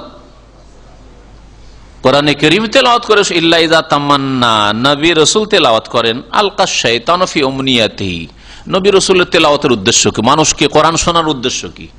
আল্লাহর দ্বীনের দিকে দাওয়াত দেওয়া, তাওহীদের দিকে দাওয়াত দেওয়া, জান্নাতের পথে আহ্বান করা। সৎ লোক গড়ে উঠুক, অসৎ লোকের সংখ্যা কমুক, এটি হচ্ছে উদ্দেশ্য। আলকা শাইতানু ফি উমনিয়াতি, শয়তান তখন এই তিলাওয়াতে যে নবী রাসূল তেলাওয়াত করেন তাতে কিছু নিক্ষেপ করতে চায়। শয়তান, জিন শয়তান কিছু নিক্ষেপ করতে চায়। এ কি নিক্ষেপ করতে চায় এটা বুঝতে গিয়ে কেউ কেউ কিছু জাল জয়ীফের আশ্রয় নিয়েছে, আর সেখানে একটা জাল কিস্সা রয়েছে, মিথ্যা ঘটনা। সহিটা আগে বর্ণনা করি, তারপরে জালটা বলবো সতর্ক করার জন্য, সেটা বর্ণনা করার জন্য না, আর সেটা আপনারা বিশ্বাস করবেন সেজন্য না। যখন রাসূলুল্লাহ সাল্লাল্লাহু আলাইহি সাল্লাম তেলাওয়াত করছিলেন, সেই তেলাওয়াতে সূরা নাজমের তেলাওয়াত ছিল, আফারাআইতুমুল লাতা ওয়াল উজ্জা ওয়া মানাতা সালিসাতাল উখরা আলাকুমুজ যাকারু ওয়া লাহুল উনসা, লাত উজ্জা মানাতের কথা এসেছিল। এই লাত উজ্জা মানাতের কথা আসতেই, সহিহ রিওয়ায়াত আসতেই কাফেররা খুব খুশি হলো, আরে এতদিন তো মুহাম্মদ সাল্লাল্লাহু আলাইহি সাল্লাম আমাদের দেবদেবীর বিরোধিতা করতো, আর আমাদের দেবদেবীর নাম কোরআনে তেলাওয়াত হচ্ছে, পাঠ হচ্ছে। রাসূলুল্লাহ সাল্লাল্লাহু আলাইহি ওয়াসাল্লাম সূরা নাজমে একটা সিজদা আছে, সিজদায় তেলাওয়াত, সিজদায় পড়েছেন, আর সমস্ত কাফের খুশিতে সিজদায় পড়ে গেছে, আবেগে সব সিজদায় পড়ে গেছে। একটা কাফের বলছে, আরে মুহাম্মদের সাথে সিজদা করে দেবো, যদি আমাদের দেবদেবীর নাম নিয়েছি, কিন্তু না না না, মুহাম্মদের সিজদা করবো না, করবো না। সবাই যে সিজদা করছে বলছে, একটু ধুলি উঠে কপালে ঠেকেই নিল। এই কাফের এত বড় তাগুত ছিল। তো যাই হোক, এই ঘটনা গুজব হিসাবে রটে যায়, এমন ভাবে রটে যায় যে হাবাসা আবেশিনিয়া সাহাবীরা জুলম অত্যাচার থেকে রক্ষার জন্য রাসূলুল্লাহ সাল্লাল্লাহু আলাইহি ওয়াসাল্লাম হুকুমে যায় হিজরত করেছিলেন, ওরা ভুল খবর পেয়েছে। গুজব কি রটেছে, মক্কার কাফের সব মুসলমান হয়ে গেছে, ওই যে সিজদায় পড়ে গেছে মুসলিম হয়ে গেছে, আর সবাই ফিরে চলে এসছে। আরে ফিরে চলে এসে কি মুসিবত, আরো জুলম অত্যাচার শুরু হয়ে গেছে, কিছুই না, আর সব গুজব শুনেছিলাম, ইসলাম কবুল করেনি এরা। এই ছিল ঘটনা। রাসূলুল্লাহ সাল্লাল্লাহু আলাইহি ওয়াসাল্লামকে নির্দেশ হয়েছে ফাসজুদু লিল্লাহি ওয়াবুদু, এই আয়াতে সিজদা সূরা নাজমে। আল্লাহ তো জামানাত, আচ্ছা বলো এরা কি কাজে আসতে পারে, এই কথা বলা হয়েছে, কিন্তু ওতে খুশি হয়ে সিজদা করে। ওইখানে জাল যেটুকু সংযোজন হয়েছে, কয়েকটা জাল বর্ণনায় রয়েছে, সেটা হচ্ছে তিলকাল গারানিকুল উলা ওয়া ইন্না শাফাআতাহুন্না লা তুরতাজা। জাল কথা কি, এটা রিওয়ায়াতে এরকম রয়েছে, মুরসাল বা জাল জয়ীফ, তাতে যে ওই সময় শয়তান কিছু কথা হতে মিলিয়ে দেয়। রাসূলুল্লাহ সাল্লাল্লাহু আলাইহি ওয়াসাল্লাম তেলাওয়াত করেন, আফারাআইতুমুল লাতা ওয়াল উজ্জা ওয়া মানাতা সালিসাতা উখরা, লাত উজ্জা মানাত, এই তেলাওয়াত করলেন। ওখানে শয়তান, ইবলিস শয়তান তার আওয়াজ ওর সাথে মিলিয়ে দেয়। ওয়া তিলকাল গারানিকুল উলা, এগুলি হচ্ছে তিলকাল গারানিকুল উলা, এগুলি হচ্ছে বড় বড় দেবদেবী। ওয়াইন্না শাফাআতাহুন্না লা তুরতাজা, আর এগুলির সুপারিশ আল্লাহর দরবারে গৃহীত হবে, কবুল হবে। শয়তান লাগিয়ে দিল, শয়তান এটা লাগিয়ে দিল, শয়তান লাগিয়ে দিল। তখন কাফেররা খুশি হয়ে গেল, আরে নবী, ও তা শয়তান পড়ছে, এটা নবী বলছে যে এগুলো দেবদেবী, খুব বড় বড় দেবদেবী, আর এদের সুপারিশ আল্লাহর দরবারে কবুল হবে, এগুলোকে ওয়াসিলা করে যদি পূজা করি অসুবিধা নাকি? এটা হচ্ছে জাল রিওয়ায়াত, এর উপর আস্থা করা জায়েজ নয়। কিন্তু বিভিন্ন তাফসীরের কিতাবে স্থান পেয়ে গেছে এই জাল বা জয়ীব বর্ণনাগুলি, এটা দিয়েও কেউ কেউ তাফসীর করেছে। সুতরাং কোন তাফসীর পড়তে গিয়ে এইরকম তাফসীর যদি পান, সতর্ক সাবধান। আসলে নবী করিম সাল্লাল্লাহু আলাইহি ওয়াসাল্লামের তেলাওয়াত হচ্ছে, আর শয়তানকে এত আধিপত্য আল্লাহ দিয়ে দেবেন, ক্ষমতা দিয়ে দিবেন যে শয়তান নবীর কথার সাথে নবীর সাউন্ডে একই আওয়াজে মিশিয়ে দেবে, এটা অসম্ভব কথা, অসম্ভব কথা, এটা হতে পারে না। তাহলে আর ওয়াহির হেফাজত কি করে হবে? ওয়াহির হেফাজত করে এখন আয়াত থেকে টেনে টুনে আল্লাহ পাক যেহেতু বলছেন যে নবী যখন তেলাওয়াত করেন, আলকা শায়তানু ফি উমনিয়াতি, শয়তান তখন তার তেলাওয়াতে কিছু নিক্ষেপ করেন, মানে ওই কথাগুলি যেগুলি ওই জাল জয়ীফ রিওয়ায়াতে রয়েছে। আল্লাহ পাক রব্বুল আলামিন শয়তানের কথাকে দূর করে দেন, মনসুখ রহিত করে দেন, মানে দূর করে দেন। শয়তানকে কোনো চান্স দেন না যে আল্লাহর দিনে কোনো কিছু সংযোজন করবে, অথবা আল্লাহর দিন শক্তিশালী হতে লিউযহিরাহু আলাদ দ্বীনি কুল্লি। আল্লাহ পাক দিন কেন নাযিল করেছেন? দিন হক, হুদা, হিদায়াত এবং দিন হক, সত্য দিন, আল্লাহ পাক তাকে বিজয় দান করার জন্য। এতে বাধা দিতে পারবে না। সংশয় সৃষ্টি করে, নাস্তিক পয়দা করে, মোনাফেক পয়দা করে, কাফের মুশরিক পয়দা করে, আল্লাহদ্রোহী পয়দা করে, ইসলামের দুশ্মন পয়দা করে কোনোদিন ঠেকাতে পারবে না। দিনের কাজ চলতেই থাকবে। এক জায়গায় যদি একটু দুর্বল করে দেয়, ঠান্ডা করে আরেক জায়গায় উঠবে। এ হচ্ছে দিনের বৈশিষ্ট্য, দিনে হকের বৈশিষ্ট্য। সারা পৃথিবী থেকে এই দিনকে মুছে দেওয়া যেতে পারে না ইনশাআল্লাহ তাআলা। এই আয়াতের এই তাফসিরগুলি করা হয়েছে। প্রথম তাফসির যেটি ছিল সেটা হচ্ছে তামান্না আর উমনিয়া, মানে আকাঙ্ক্ষা, আর নবী রাসূলের আকাঙ্ক্ষা থাকে আল্লাহর দিন শক্তিশালী হোক। আর শয়তান এই আকাঙ্ক্ষা ব্যর্থ করতে চায়, সংশয় সন্দেহ আর শিরক কুফরি মানুষের অন্তরে পয়দা করে বা পাপের প্ররোচনা দিয়ে। আর কেউ কেউ বলেছেন তামান্না আর উমনিয়া মানে হচ্ছে তেলাওয়াত। তেলাওয়াত যখন আম্বিয়া রসুলগণ করেন তখন সেই তেলাওয়াতের উদ্দেশ্যকে ব্যর্থ করতে চায়, এটা বোঝানো হয়েছে। কিন্তু বাকি ওই দেবদেবীর কথা, দেবদেবীর প্রশংসার কথা শয়তান নবীর আওয়াজে মিলিয়ে দিয়েছিল, এটা কথা ঠিক নয়। আল্লাহ পাক বলছেন লিয়াজআলা মা ইউলকি শাইতানু ফিতনাতাল লিল্লাযিনা ফি কুলুবিহিম মারাদ। আচ্ছা, সমাজে মুনাফিক থাকবে, সমাজে কাফের থাকবে, এটাও আল্লাহ পাকের পরীক্ষা। আল্লাহ পাকের পরীক্ষা। সমাজে গুনাহগার থাকবে, পাপিষ্ঠ থাকবে আর দিনের কাজে বাধা দেবে, আল্লাহ পাক রব্বুল আলামিনের নীতিমালা, পরীক্ষা। শয়তান এইরকম সুযোগ নেবে, এই সুযোগে কারা সত্যিকার মুমিন আর কারা মুনাফিক চরিত্রের সুবিধাবাদী তা সুস্পষ্ট হয়ে উঠবে। আল্লাহ বলছেন লিয়াজআলা মা ইউলকি শাইতানু ফিতনাহ, যাতে করে আল্লাহ পাক শয়তান যা নিক্ষেপ করে তাকে পরীক্ষা স্বরূপ করে দেন। কার জন্য? লিল্লাযিনা ফি কুলুবিহিম মারাদ, যাদের অন্তরে রোগ রয়েছে, কপটতার রোগ, সংশয়ের রোগ, মুনাফিকির রোগ, অন্তরে বিশ্বাস হয় না, সন্দেহ, এইসব রোগ রয়েছে। ওয়াল কাসিয়াতে কুলুবুহুম, আর যারা শক্ত হৃদয়ের মানুষ, ওয়াল কাসিয়াতে কুলুবুহুম মানে যারা শক্ত হৃদয়ের মানুষ, অন্তর শক্ত হয়ে গেছে, নামাজের কথা ঢুকে না, রোজা সিয়ামের কথা ঢুকে না, হজের কথা ঢুকে না, আল্লাহ ভীরুতার কথা ঢুকে না, আখিরাতের কথা ঢুকে না, জান্নাত জাহান্নামের ভয় ঢুকে না অন্তরে, শুধু পয়সার কথাই ঢুকে আছে। পয়সা, নেতৃত্ব, লোভ, লালসা আর দুনিয়ার ভোগ বিলাস, এগুলি শুধু অন্তরে ঢুকছে। এদের অন্তর নিষ্ঠুর হয়ে গেছে, শক্ত হয়ে গেছে, এদের জন্য ফিতনা।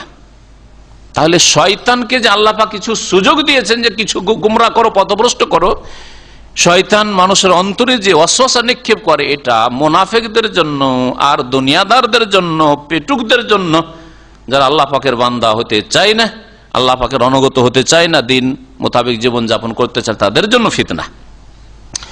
ওয়াইন্না যালিমিনা লাফি শিকাকিম বাইদ, আর নিঃসন্দেহে জালেমরা বড়ই বিরোধে পড়ে রয়েছে, বড়ই বিরোধে পড়ে রয়েছে, জালেমদের আপসী বিরোধ রয়েছে। আল্লাহ পাক একটি সূরা মুজাদালাতে ইরশাদ করে তাহসাবুহুম জামিয়া ওয়া কুলুবুহুম শাত্তা, তাদেরকে মনে করবে দেখে যে এরা কি, মনে হচ্ছে যে তারা এক কুফরি শক্তি, কিন্তু না, তাদের হৃদয়গুলি, অন্তরগুলি বিক্ষিপ্ত হয়ে রয়েছে, ভিতরে মিল নাই, ভিতরে তাদের মিল নাই, কখনো এক হইতে পারবে না। ওয়ালি আলামাল্লাযিনা উতুল ইলমা, এতে যেমন পরীক্ষা রয়েছে মুনাফিকদের জন্য আর শক্ত দিলের মানুষদের জন্য, পরীক্ষায় ফেল এরা, তেমনি নেক লোকদের ঈমান বাড়ে, নেক লোকদের ঈমান মজবুত হয়।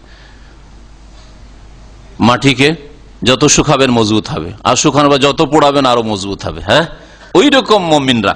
ওয়ালি আলামাল্লাযিনা উতুল ইলমা, যাতে করে জানতে পারে নিশ্চিত ভাবে, ওই সব লোকেরা জানতে পারে, মানে ঈমান তো আছে, জানেই কোরআন হাদিসের কথা, কিন্তু এটা বাস্তবে যাতে করে রূপ পায়, বাস্তবে প্র্যাকটিক্যালি জানতে পারে।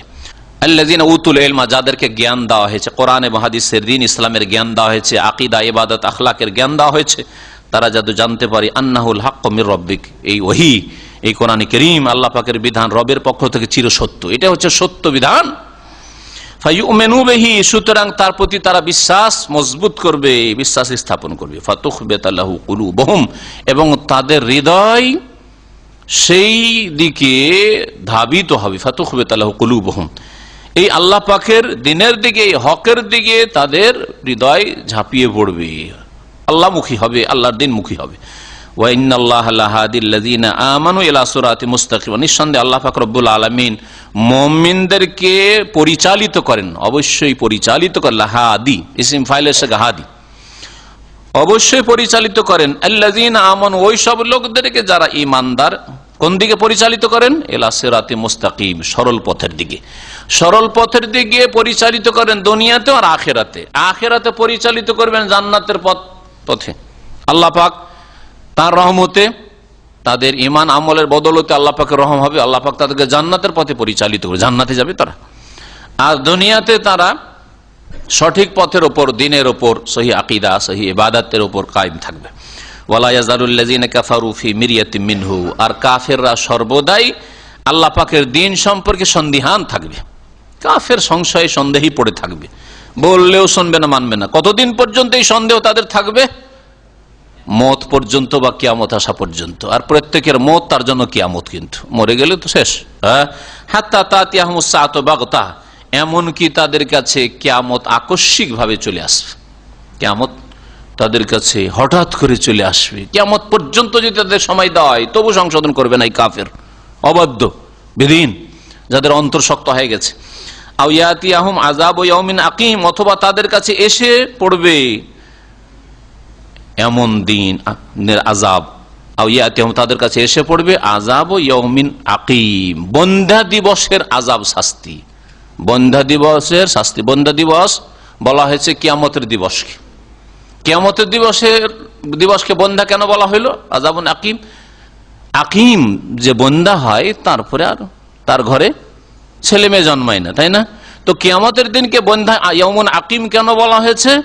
এই জন্য একটি তার তাফসীর হচ্ছে যে তারপর আর কোনো দিন নেই, এটা হচ্ছে লাস্ট ডে, শেষ দিবস, তাই না? ইয়াউমুল আখিরা, শেষ দিবস। তারপরে জান্নাতি জান্নাতে চলে যাবে, জাহান্নামী জাহান্নামে চলে যাবে, আর দিন রাত কিছু নেই, শেষ দিন, তাই না? তো এই জন্য একে ইয়াউমুন আকিম বলা হয়েছে। আর কোন কোন তাফসীরকাররা বলছেন যে ইয়াউমুন আকিম, কিয়ামতের দিবসকে বন্ধ্যা দিবস কি জন্য বলা হয়েছে? অকল্যাণের দিক থেকে, অমঙ্গল হওয়ার দিক থেকে। হ্যাঁ, কিয়ামতের দিবসে কাফেরদের জন্য কোনো কল্যাণ নেই, পাপিষ্ঠ গুনাহগারদের জন্য কল্যাণ নেই, কল্যাণ শূন্য দিন। যেমন যেই মহিলা বন্ধ্যা, তার ঘরে কোনো কল্যাণ নেই। আর কি আশা করছেন, আর বাচ্চা হবে? ছেলে মেয়ে হবে না, তার কল্যাণ নেই, কল্যাণ শূন্য। বন্ধ্যা মানে কল্যাণ শূন্য। ঠিক কিয়ামতের দিনকে ইয়াউমুন আকিম এই জন্য বলা হয়েছে যে সেটা কল্যাণ শূন্য দিন। কার জন্য? কাফেরের জন্য, মুশরিকের জন্য, পাপিষ্ঠদের জন্য। আল্লাহ পাক তারপরে আল মুলকু ইয়াউমাইযিন লিল্লাহ, সার্বিক আধিপত্য, সমস্ত কিছুর মালিকানা ইয়াউমাইযিন, সেই দিন কিয়ামতের দিনে একমাত্র আল্লাহর কাছে থাকবে। সমস্ত মালিকানা আল্লাহ পাকের হবে। ইয়াহকুমু বাইনাহুম, মানুষের মাঝে আল্লাহ পাক চূড়ান্ত ফয়সালা সেই দিন করবেন। ফাল্লাযীনা আমানু ওয়া আমিলুস সালিহাতি ফি জান্নাতিন নাঈম, সুতরাং যারা দুনিয়াতে ঈমান নিয়ে এসেছে, বিশ্বাসী হয়েছে এবং সৎকর্মশীল হয়েছে, ভালো কাজগুলি করেছে, তারা নিয়ামতপূর্ণ জান্নাতে বসবাস করবে। আল্লাহ আমাদের জান্নাতুল ফিরদৌস দান করো। ওয়াল্লাযীনা কাফারু ওয়া কাযযাবু বিআয়াতিনা, এবং যারা অস্বীকার করেছে, ওয়া কাযযাবু বিআয়াতিনা, আর আমার বিধানাবলীকে, আয়াতসমূহকে মিথ্যা মনে করেছে।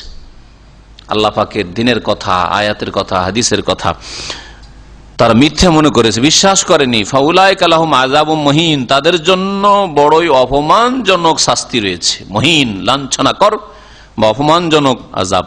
আহানা ইউহিন ইহানাতুন মানে হচ্ছে লাঞ্ছনা করা, আর মুহিন ইসিম ফাইল এসে। ওয়াল্লাযীনা হাজারু ফি সাবিলিল্লাহ সুম্মা কুতিলু আও মাতু লা ইয়ারযুকান্নাহুমুল্লাহু রিজকান হাসানাহ ওয়া ইন্নাল্লাহা লাহুয়া খায়রুর রাযিকিন। এখানে আল্লাহ পাক রব্বুল আলামিন বিশেষ করে ওই সব সাহাবায়ে কিরাম যারা হিজরত করে এসেছে, এরা প্রথম সারির হিজরতকারী, আর এই রকমের কিয়ামত পর্যন্ত আল্লাহর দ্বীনের হেফাজতের জন্য নিজের এবং নিজের ইমানের, নিজের স্ত্রী, নিজের ছেলে মেয়েদের ইমান, ইসলাম, আকীদা, ইবাদত, আখলাকের হেফাজতের জন্য ভালো জায়গায় হিজরত করবে বা করেছে, তাদের ফজিলতের কথা আল্লাহ পাক বলছেন। ওয়াল্লাযীনা হাজারু ফি সাবিলিল্লাহ, আর যারা হিজরত করে, হিজরত করা মানে আল্লাহর সন্তুষ্টির জন্য স্থানান্তরিত হয়, এক দেশ থেকে বা এক এলাকা থেকে, এক জায়গা থেকে আর এক জায়গায় চলে যাওয়া, নিজের বংশধর ছেড়ে, নিজের জন্মভূমি ছেড়ে, নিজের এলাকা ছেড়ে, যেখানে আপনি বাল্য জীবনে মানুষের কত বন্ধু মহল রয়েছে, পরিচিত লোকের রয়েছে, সেখান থেকে অচেনা জায়গায় গিয়ে নতুন করে আপনাকে সমাজ গড়তে হচ্ছে, পরিচিতি করতে হচ্ছে মানুষের সাথে, কত যে জটিলতা আসছে। তারপরে হিজরত করছেন কিসের জন্য?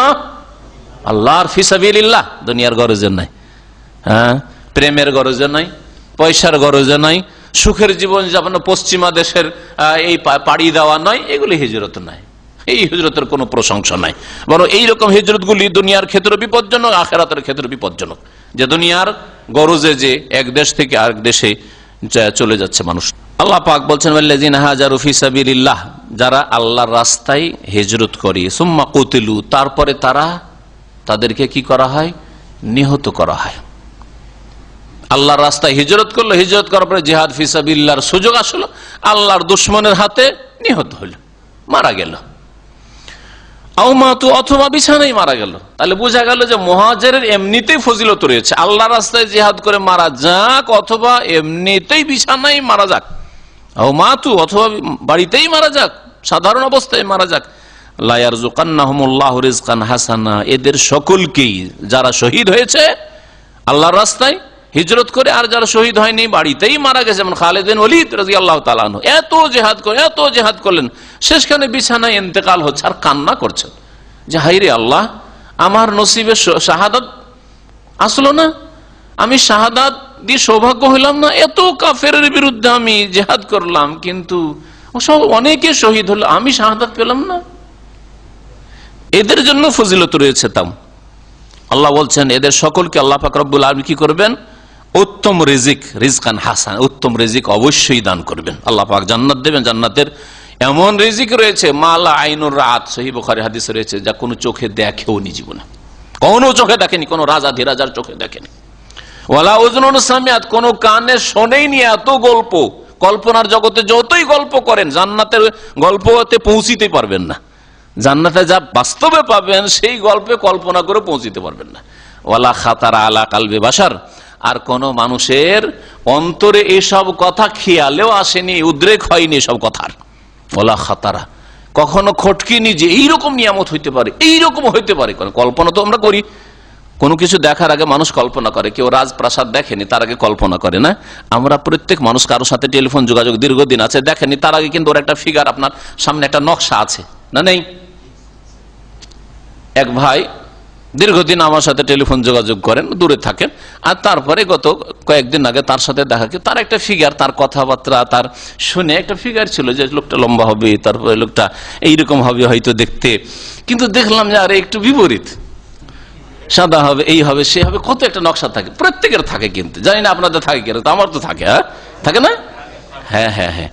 তো দুনিয়ার ক্ষেত্রে অনেক কল্পনা করি আমরা, কল্পনা অনেক সময় কাছাকাছি যায়, অনেক সময় কাছাকাছি যাই না, হয়তো অনেক সময় কাছাকাছি চলে যায়, হয়তো যেমন ভাবছিলাম লোকটাকে ওই রকম পেলাম। হ্যাঁ, লোকটা তো অনেক দিন ধরে কথা বলে, তো লোকটা নিশ্চয়ই লম্বা দাড়ি হবে, আমার সাথে যখন সম্পর্ক রাখে, তারপরে লোকটা মুখ ভরা দাড়ি হবে, লোকটা লম্বা টাইপের হবে, লোকটার কথা যখন মিষ্টিতে হাসি মুখী হবে, অনেক কল্পনা, কিন্তু দেখা গেল যে মিলছে না অনেক ক্ষেত্রে। হ্যাঁ, কল্পনা দুনিয়ার ক্ষেত্রে করতে পারি, জান্নাতের সম্পর্কে ওয়ালা খাতারা আলা কালবে বাশার, কোন মানুষ কল্পনাও করতে পারে না যে এত নিয়ামত, আর এইরকম নিয়ামত হইতে পারে, এই ধরনের নিয়ামত হইতে পারে। সুবহানাল্লাহ। তারপরে নবী সাল্লাল্লাহু আলাইহি ওয়াসাল্লাম ওয়াকরাউ ইন শাইতুম, এই কোরআনের না জান্নাতের দৃশ্য যদি তোমরা কিছু শুনতে চাও তো পড়ে দেখো কোরআনে কারীমের কথা। ফালা তা'লামু নাফসুম মা উখফিয়া লাহুম মিন কুররাতি আয়ুন জাযাআম বিমা কানু ইয়ামালুন, সূরা সেজদার আয়াত। ফালা তা'লামু নাফসুম, কোন মানুষ জানে না, মা উখফিয়া লাহুম, যা তাদের জন্য গোপনে লুকিয়ে রাখা হয়েছে জান্নাতে, জান্নাতে আল্লাহ লুকিয়ে রেখেছেন, কোন মানুষকে আল্লাহ পাকে দেখাননি। মিন কুররাতি আয়ুন, যা দিয়ে তাদের চক্ষু শীতল হবে, নয়ন জুড়াবে তাদের।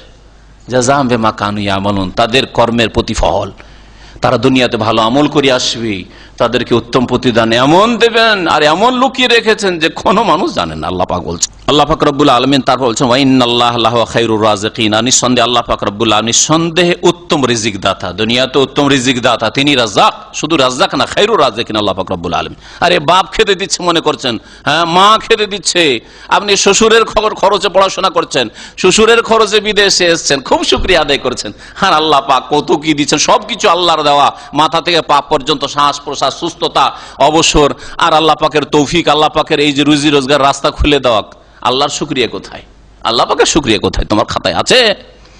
আল্লাহ পাক আমাদের সকলকে যেন হিদায়াত দান করেন।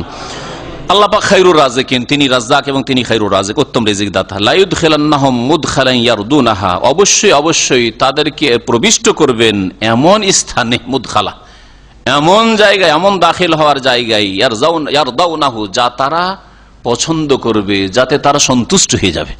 আল্লাহ যখন জান্নাত দিবেন পেয়ে খুশি হয়ে যাবে, সন্তুষ্ট হয়ে যাবে। ওয়া ইন্নাল্লাহা লাআলিমুন হালিম, আর নিঃসন্দেহে আল্লাহ পাক রব্বুল আলামিন সবকিছুই জানেন, সর্বজ্ঞ, হালিমুন, এবং তিনি সহনশীল। আল্লাহ পাক অত্যন্ত সহনশীল, কত যে ধৈর্য ধারণ করেন, আমাদের কেউ একটা গালমন্দ করলে কত যে আক্রোশ হয়ে যায়, আর আল্লাহ পাকের বিরুদ্ধে কত কে কি বলছে। তারপর আল্লাহ পাক সবুর, আল্লাহ পাক হালিম, আল্লাহর এই দুটি নামে আল্লাহ পাকের ধৈর্যের কথা, আল্লাহ পাকের সহনতার কথা আল্লাহ পাক জানিয়েছেন। তারপরে আল্লাহ পাক বলছেন দুনিয়ায় মানুষের প্রতিশোধ সম্পর্কে। আল্লাহ পাক ধৈর্যশীল, কিন্তু ধৈর্যশীল হওয়ার মানে এই নয় যে আপনার ওপর কেউ যদি জুলম অত্যাচার করে, বাড়াবাড়ি করে, আর আল্লাহ যদি ক্ষমতা দেন আপনাকে আইনের মাধ্যমে, তাহলে প্রতিশোধ নেবেন না। হ্যাঁ, প্রতিশোধ নেবেন, আইনগত প্রতিশোধ আপনি নেবেন। আর প্রতিশোধ নিতে গিয়ে বাড়াবাড়ি করবেন না। প্রতিশোধ নিলেন, আর যদি তার রিয়াকশন হয় আর আপনার উপর জুলুম অত্যাচার হয়, তাহলে আপনার সাথে আল্লাহ থাকবেন, আল্লাহ আপনার সাহায্য করবেন, কারণ আপনি বাড়াবাড়ি করেননি। এই বিষয়টি আয়াতে উল্লেখ করেছেন। যালিকা, শুনে রাখো, এই হচ্ছে আল্লাহ পাকের বিধান, যা এর আগে উল্লেখ হলো যে আল্লাহ পাক সৎকর্মশীলদেরকে আল্লাহ পাক উত্তম রিজিক দেবেন, তিনি খায়রুর রাজিকিন, এবং তাদেরকে উত্তম জায়গায় বসবাসের স্থান দেবেন, যা তারা পছন্দ করবে, তাতে তারা সন্তুষ্ট হবে। তারপরে আল্লাহ পাক বলছেন, আমান আকাবা বিমিসলি মা উকিবা বিহি, কেউ যদি প্রতিশোধ নেই, আকাবা মানে প্রতিশোধ, শাস্তি দেওয়া মানে প্রতিশোধ নেওয়া। এখানে কেউ যদি প্রতিশোধ নেই, বেমিসলে মা উকিবা বিহি, অতটা পরিমাণ যতটা তাকে শাস্তি দেওয়া হয়েছে, অথবা তার উপর বাড়াবাড়ি করা হয়েছে। সুম্মা বগে, শাস্তি কতটা আপনি প্রতিশোধ নিলেন, যতটা আপনার উপর শাস্তি নেমে এসছে, অথবা বলেন যে যতটা আপনার উপর জুলম অত্যাচার করা হয়েছে, অতটা পরিমাণ যদি আপনি প্রতিশোধ নেন, তো এটা শরীয়তে স্বীকৃত, আল্লাহ অনুমতি দিচ্ছেন। খুনের বদলে খুন, হ্যাঁ, আল্লাহ জায়েজ করেছেন। কিন্তু গালির বদল গাল না, পেশাব দিয়ে পেশাব দূর করা যায় না, পায়খানা দিয়ে পয়সা দূর করা যায়, তাই না? খুনের বদল খুন, কিন্তু সেটা আপনি করবেন না, সেটা যার হাতে আইন রয়েছে, নিয়ন্ত্রণ রয়েছে, সে তার বাস্তবায়ন করবে, অর্থাৎ শাসক করবে। শাসকদের উপর আল্লাহ পাক ফরজ করেছেন। সুম্মা বগে আলিহে, আপনি প্রতিশোধ নিলেন, ন্যায্য প্রতিশোধ, ন্যায্য প্রতিশোধ নিলেন। কারণ পয়সা পেতেন, আপনি বিচার সালিশ করে টাকাটা আদায় করে নিলেন, যতটা পেতেন ততটা আদায় করে নিলেন, আপনার ক্ষয়ক্ষতি যতটা হয়েছে ক্ষতিপূরণ নিলেন। এগুলো হচ্ছে ন্যায্য প্রতিশোধ গ্রহণ করা। সুম্মা বগে আলাইহি, অতঃপর যদি তার ওপর জুলম অত্যাচার করা হয়, সে নিপীড়িত হয়, তারপরে রিয়াকশনে আপনার ক্ষয়ক্ষতি করে দিল, আরে আমার বিরুদ্ধে বিচার করে তুই আদায় করলি, তোর বাড়ি ডাকাতি করবো, হ্যাঁ, চুরি করবো, মারধর করবো, দেখাবো, এইসব যদি কেউ করে, আল্লাহ পাক বলছেন কি শোনেন, আল্লাহ পাকের ওয়াদা, লা ইয়ানসুরান্নাহুল্লাহ, অবশ্যই আল্লাহ পাক এই ব্যক্তিকে সাহায্য করবেন।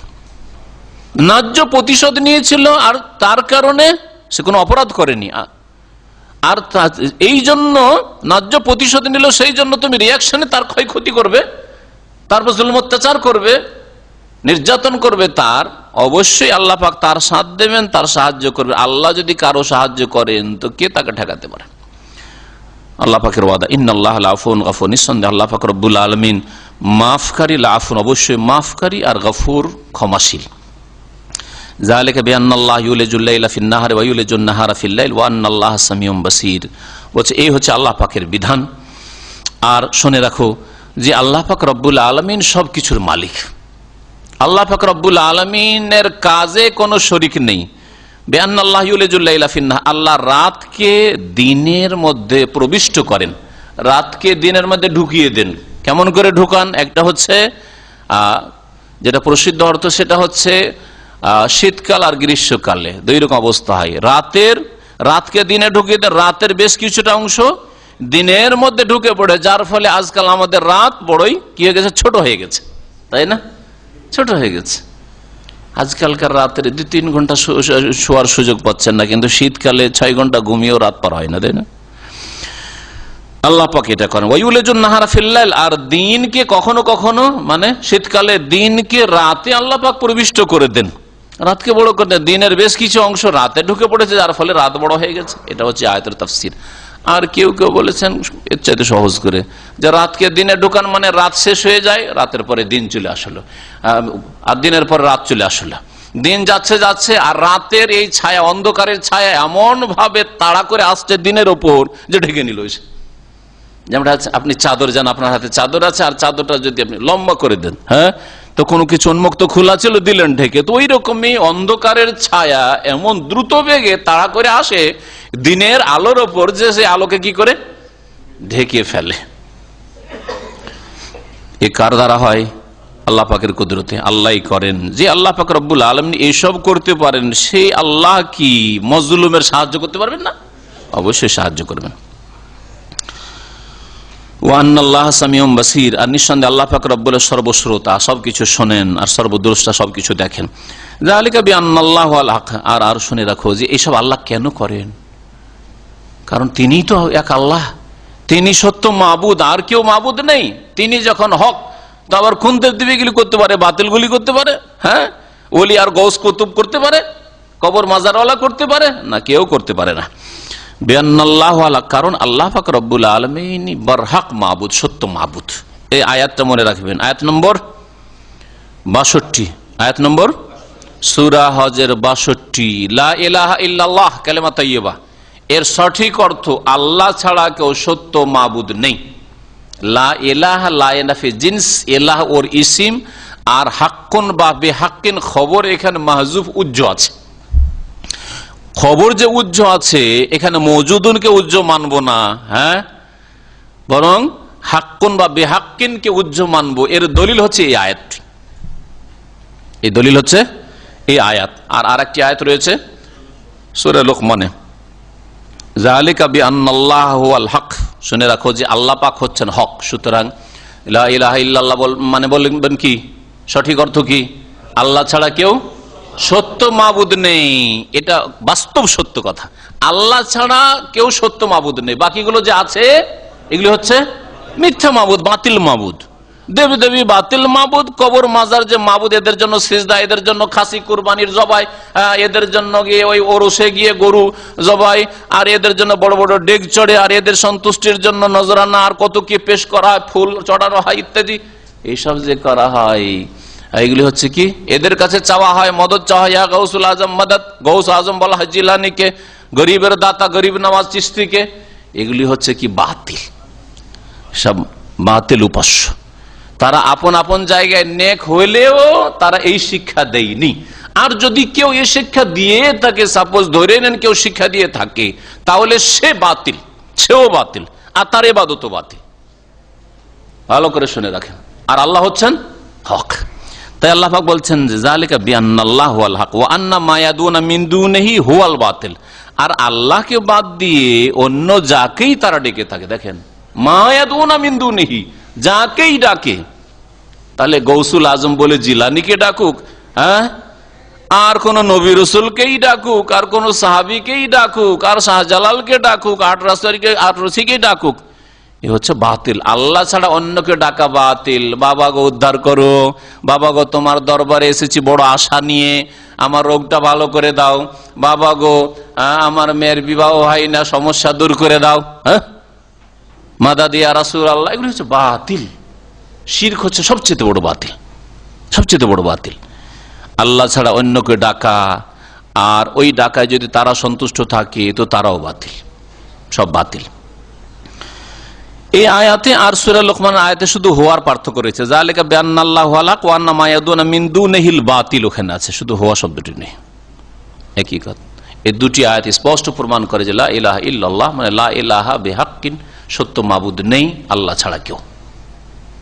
গ্রামার আপন জায়গায় ঠিক থাকলো। আর মওজুদুন যদি বলেন, যেমন বিদাতীদের এই ব্যাখ্যা, লা ইলাহা মওজুদুন বলছে, মওজুদুন খবর, লায়ের বলছে আল্লাহ ছাড়া, হ্যাঁ, কোন মাবুদের অস্তিত্ব নেই, মওজুদ নেই।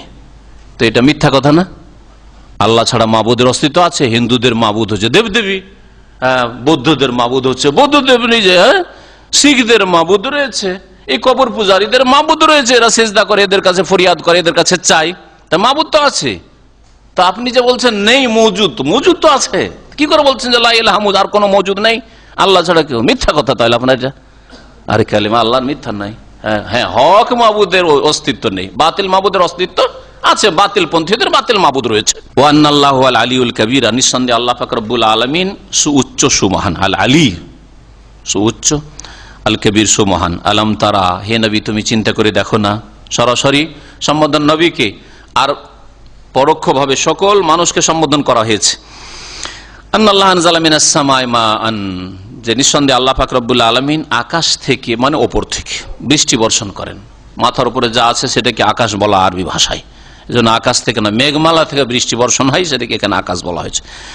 আল্লাহ পাক পানি বর্ষণ করেন, বৃষ্টি বর্ষণ করেন আকাশ থেকে, মেঘমালা থেকে। ফাতুসবিহুল আরদু মুখদাররাহ, তুমি কি দেখো না জমিনের দিকে, পৃথিবীর দিকে, ভূমির দিকে, যে তখন জমিন কি হয়ে যায়? সবুজ শ্যামল হয়ে যায়, সবুজ শ্যামল হয়ে যায়। মুখদাররাহ, আখদার থেকে, আখদার মানে সবুজ, মুখদাররাহ সবুজ শ্যামল হয়ে যায়। ইন্নাল্লাহ লতীফুন খাবীর, নিঃসন্দেহে আল্লাহ পাক রব্বুল আলামিন সূক্ষ্মদর্শী। লতীফ সূক্ষ্মদর্শী, আর খাবীর যিনি সবকিছু সম্পর্কে ওয়াকিফ হাল বা সূক্ষ্ম খবর রাখেন যিনি। এই দুটো আল্লাহর সিফাতি নাম মেয়ের প্রতি যদি ঈমান থাকে তাহলে আমাদের দ্বারা গুনাহ হইতেই পারে না। সূক্ষ্মদর্শী, সব কিছু দেখেন, তাই না? আর সব কিছুর খবর রাখেন, ওয়াকিফ হাল। তাহলে আপনার দ্বারা কোনখানে গুনাহ করতে চাইলে, এই জন্য সালাফের একজন বলেছেন, তুমি যদি গুনাহ করতে চাও এমন জায়গায় চলে যাও, লুকিয়ে যাও যেখানে আল্লাহ না দেখে তোমাকে, জান দেখি, তারপরে গুনাহ করেন, অসুবিধা নেই। অসুবিধা আছে? আল্লাহ না দেখতে বলে ধরবে কে? আছে এমন জায়গায়? কি আছে? নেই। তাহলে গুনাহ করা চলবে না। জি হ্যাঁ। তো যদি লতীফুন খাবীর, আলিমুন সামি বাসির, এই কয়েকটা সিফাতের অর্থ বুঝে ঈমানটা ঠিক করে নেন, তাহলে তো পাকা মুসলমান হয়ে যাবেন, খাঁটি মুসলমান হয়ে যাবেন, হ্যাঁ, খাঁটি মুমিন হয়ে যাবেন, আল্লাহ ভীরু হয়ে যাবেন। আল্লাহ পাক যেন আমাদের তৌফিক দান করেন।